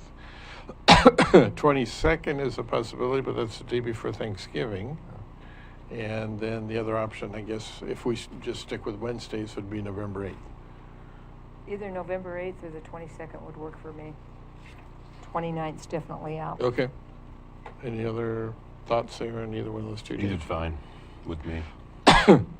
Mr. Chairman, how about Okay. you? But I would be, again, with the dates and stuff, I'm assuming, because we didn't continue that to a specific day, or did we? I don't just believe you remember. did, according to what Carolyn, her Okay. brief. We don't want to say go ahead on a day and then find out. that Oh, we- right. No, I that don't believe we it did, was. and she has to renotice or any of Yeah, that I no. stuff. recall she set it up for like the Yeah. first part of November, Yeah, like November I just 2nd, don't I think. remember. I just. Was it Oh, the I'm first? sorry, do you have? Was it for the 1st? So it was continued. To November 1st, okay. So. So maybe we're okay then, for the 1st. Just make sure everybody's on the same. Then, I will double With her check. first, with Carolyn first, and then. I will double check, Okay. and if we need to do it another day, we'll shoot for Okay. November 8th. Okay. Okay. Which would be much preferred, I think, because that's going to be most likely a long meeting. You Right. don't want to put that with a general meeting. Right. It's, Oh, exactly. Yeah, okay, so I would concur think with that that. you'd want to exclude the 1st and the 15th. Yeah, I think you guys could do that. Commissioner, August 2nd was the meeting with the enterprise zone with the, that's when we had the 45, we had about 45 people here. No, that was a different No, this one. other one That's a was different one. This liquefication. was a and we had some liquefaction. other Yeah, things okay, downstairs that- also. I think that's the August 2nd meeting. Okay. No. But before August she'll 2nd. know. Yeah, just to we'll get it confirm figured with out. her, so we. Okay. Okay. So tentatively, it'll either be the 1st or the 8th. Standalone or something, we Yeah. don't want to Yes. include that in a I would general agree. meeting. My guess is it's going to be well attended. Okay, I agree. okay. And then I think the only thing I had, and I mentioned briefly earlier, but when we were talking about the minutes, but just to let you know, I will be working on my version of the May 3rd minutes, just to present that as an option to you, since you took it off your agenda to bring back. So we'll have the minutes as John Jesuit has done them, and as you all may But will that additionally still comment. be put on a drive so Oh, we yeah, can look at yes. it in a Oh, Word yeah, document? definitely. Okay. Yeah, yeah. And you'll So let us know where We'll it's put at. both of them, Okay. both the current version and Okay. then my kind of abbreviated Okay. version, to see which you prefer, which you think will work better for Okay. you, and opportunity to make comments before it comes back for Okay. formal approval. And I believe that's all I have. Okay, Commissioner updates. First is Commissioner Boyce. Well, I'm working with a group in Brookings, not just limited to Brookings, but it's the way it's kind of evolved here with the Chetco Bar fire on solutions. And so we're not ready to make a presentation yet. We did give one to the Forest Service last Friday night on some basics.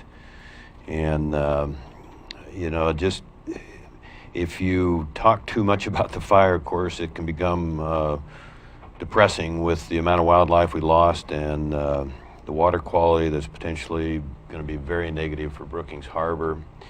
I'm very concerned about that. Of course, air quality, prevention of future fires is obviously a huge one. The loss of private timber, the loss of some of the best public land in Oregon, cultural sites. Of course, we're hit very hard.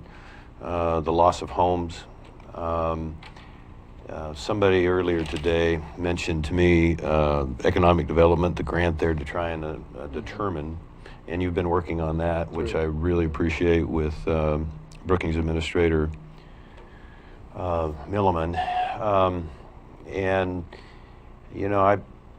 I tried to, I have to say, I was in the sheriff's office when this fire was only 5 days old and was still under 100 acres, and I pleaded with the local district ranger to hit it with everything that she had. And a couple of things come out of that meeting. And, part of the reason we got here is because we're not managing our own lands. And, one of the criticism I had from, this goes back to the 15th, I don't need to mention any names, but one of my January 31st plans was to, on the green activist groups, to ask them or to insist that they get a permit to operate that, so that we'd have a $50 million bond on something like what we just went through, to the economic devastation. And I was really criticized for that.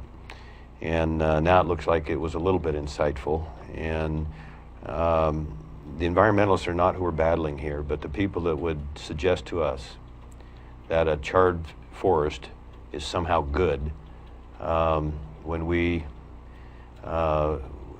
just can't calculate the aspects of this. And so it's going to be my cause, my personal cause, to write this. And I'm not going to let the Forest Service off the hook. They are accountable. This started in federal land, and they've got to answer. And then I'm going to take on the and I hope I get the help of the board here. I'm going to take on the activist groups. I certainly don't mean to categorize all environmental groups. I mean, the people I know and run with are staunch environmentalists. They want clean air, they want clean water, they want protected wildlife. But we just lost, I mean, if you just wanted to take that aspect, we just lost millions of birds and I mean, burned alive. And I hold environmentalists responsible for that. I hold the federal government somewhat responsible for that. And so as it relates to the Kalmiopsis wilderness being burned again 15 years later, the damage that did to the Illinois River, logs, big black logs floating downriver 12 years after the fire in 2014, that I've got videos of, good videos. And so we are going to have to help with solutions. We are going to be through the other counties, as I mentioned earlier, and our local representatives, local senators, certainly our national representatives. This is their chance to help rural Oregon and especially Curry County. You know, there's a couple things I could read here, and I think it might be a good idea today, but 1/3 of the, I think I mentioned earlier, if I didn't, or if I did, forgive me, but 1/3 of the lost acreage in Oregon due to wildfires was in Curry County this year. Here's a group called, and this won't take very long, and I hope it interests you, but RRA, Rural Resource Alliance, they tracked the success of the alternative on the Biscuit Fire, and it's not a pretty picture. Nothing got done. And so naturally, there's people that are looking at Curry County and saying, this what will be likely to happen again. Here's something I want to read. Throughout, I'm getting emails from all over the country, and through the coordination process, elected officials of the smallest political subdivision, the county, can affect U.S. Forest Service BLM current budget priorities. And here's something I think that is the timber companies and all of us that rely on manage our forests well and doing very wise harvests. And when you say that, people jump that you're going to clear cut the forest, and no, it's just growing so fast we're not able to take advantage of that and help manage that and make that part of our forest. So the management overhead for a typical federal project in our forest is 40 to 100%. The state overhead for the Ag Forest similar project is 15%. Private industry does it for 8%. So this person said, we need a car that gets better mileage. The state car seems to be the agency of use. And I think what's going to happen there, and I'm really promoting this, and smarter people than me, you're going to see the states take over the firefighting now. And they're going to build the federal government, and they're going to do it for half the money, and they're going to be way more effective. And I'm very hopeful on that. Here's another one that might interest you. Acting on local jurisdiction, Doyle Shamley and others deserve credit for uncovering, studying, and acting upon information about federal jurisdiction. A resident of Apache County, Arizona, Shamley was able to get his county to pass 2 resolutions through his county commissioner board in which his county asserted his constitutional right to start manage the forest in its area. I'm not saying that's the answer. I'm simply presenting to you some options here. Here's one from our local group. We would like to go on record stating our interest and concern for all issues and activities related to road access to the Chetco Bar fire area. They're very nervous that the roads are automatically going to be decommissioned. And that's what the Forest Service has done, in particular for the last 3 or 4 years. Then they have to reopen them back up for firefighting, which goes on to the tab, the $66 million so far that has cost to fight this fire.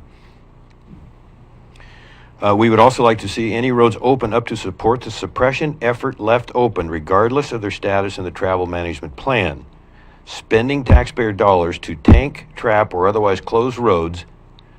Tank trap means jerk up culverts or block them with huge rocks or whatever, because they don't have the money to maintain them. That's their excuse why they don't maintain them.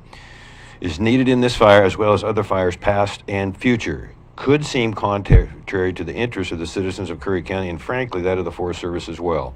To waste valuable time and money opening these roads every time there's a fire when they could easily be left as is would be a poor choice, plus public access. Short paragraph here. A large part of the Chetco fisheries riparian areas were damaged inside the Kalmiopsis wilderness area. Question, is the hand of man going to help creek shading now? That's why the Illinois River temperature is up so high and the fish are doing so bad. The Illinois, I think I mentioned a couple meetings ago, is warmer than the Rogue right now, which is unconscionable. The recreation industry will be affected by the choices we make. Here's just a story. I'll just read you the headline. Minimum suppression tactics. Minimum suppression. I wonder if that's what happened on this fire. Managed to extinction. We lost some of the incredible territory. I mentioned, no, I can let this go. I already kind of talked about it today. Here's one local person, Freedom of Information Act. This week, 2 good friends are now in the ICU of 2 hospitals with severe and perhaps terminal lung conditions. The purpose of this request is to identify how a quarter-acre fire turned into a 100,000-acre fire with the attendant property destruction and human impact. A couple more. Coordinate with commissioners for a united front, other commissioners. The private timber landowners, the people who lost homes, they should be made whole from the U.S. Forest Service negligence. This federal method of wildfire management needs to be drastically modified.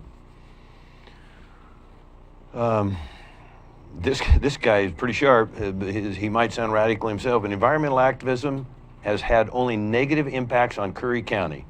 And you can go back to 4 or 5 fires.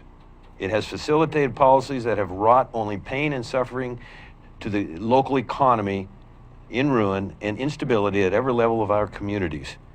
Government, business, and private citizens have literally been terrorized for decades with these horrible policies. One more, and I've got mountains of some very pertinent information. How much money do you need to light on fire 1.3 million board feet each year to reduce fuels so this won't happen again?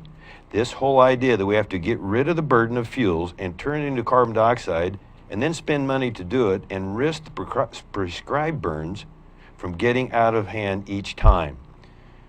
The U.S. Forest Service would need to log about 3.9 million board feet a year until they finally approach sustained yield. What are you going to do with all the money that you will get from the timber sales? How about fix the campgrounds, repair the watersheds, make oak meadows? So that's our next big battle, is to make sure that we can get in there and salvage. And I think you mentioned, Administrator Hitt, that we're going to have to do that. We don't have 2 years because the timber companies will, it just won't be valuable enough because of the decomposition process. So I'm having said all that, there are solutions. We're going to find them, and we're going to challenge the Forest Service, and they have to make this right. And they made a bad mistake, and there's no getting around that. I know they had the public meetings, and they all spoke with a collective voice, and they had their stories right. And yet, I think they know that they've got to be part of the solution here. So, thank you. Commissioner Gold?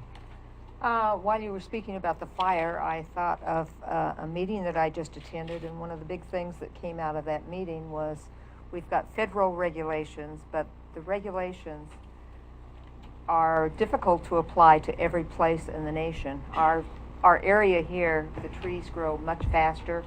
We build up the fuel much more quickly, and they're not even abiding by their own regulations as far as getting rid of the amount of fuel, and that's one of the reasons we're having these big fires. So just thought I'd mention that. Also, I've been working on healthcare solutions that would be equitable for all of the county, and we're still working on that with the city, with Curry Health Network, and so forth. So I'll keep you updated on that. That's it. Nothing additional, okay. Mr. Chairman. In regards to the, Commissioner Boyce mentioned some of the presentations that the forest departments put on. And I think they were towards the end of last week. There were 4 different ones. The first one was in Brookings, at the Brookings High School on Thursday evening. And they did, I don't have the link, but it was on there. It's easily obtained. It was on their public notice flyer where they had that and some flyover videos and so forth. But they did put the video of that meeting on the following, I think that evening or early the following morning. Assuming it's still on, which I don't know, but I would expect it would be. It's well worth the time. You know, I went to the meeting, but it was well worth just for information purposes, not to go to blame anybody or commend anybody, but just to hear what, you know, two sides of the story, basically, or certainly primarily the one side, but then other comments too. But it was well worthwhile. I think that's all that I. Let me just mention one other thing. I did talk to 3 of the 7 families that had lost their homes, and all of them pretty much had the same story that I related in that letter that was sent out by this commission. So I think there were some mistakes made. I think we could learn by those mistakes and move forward. So hopefully that will happen. Can I ask you to give me a copy of that letter again? Sure. Thank you. Okay, that said, I think we will adjourn the meeting. It's 1:56. It's not going to be on the official letterhead because it's in my... It's okay.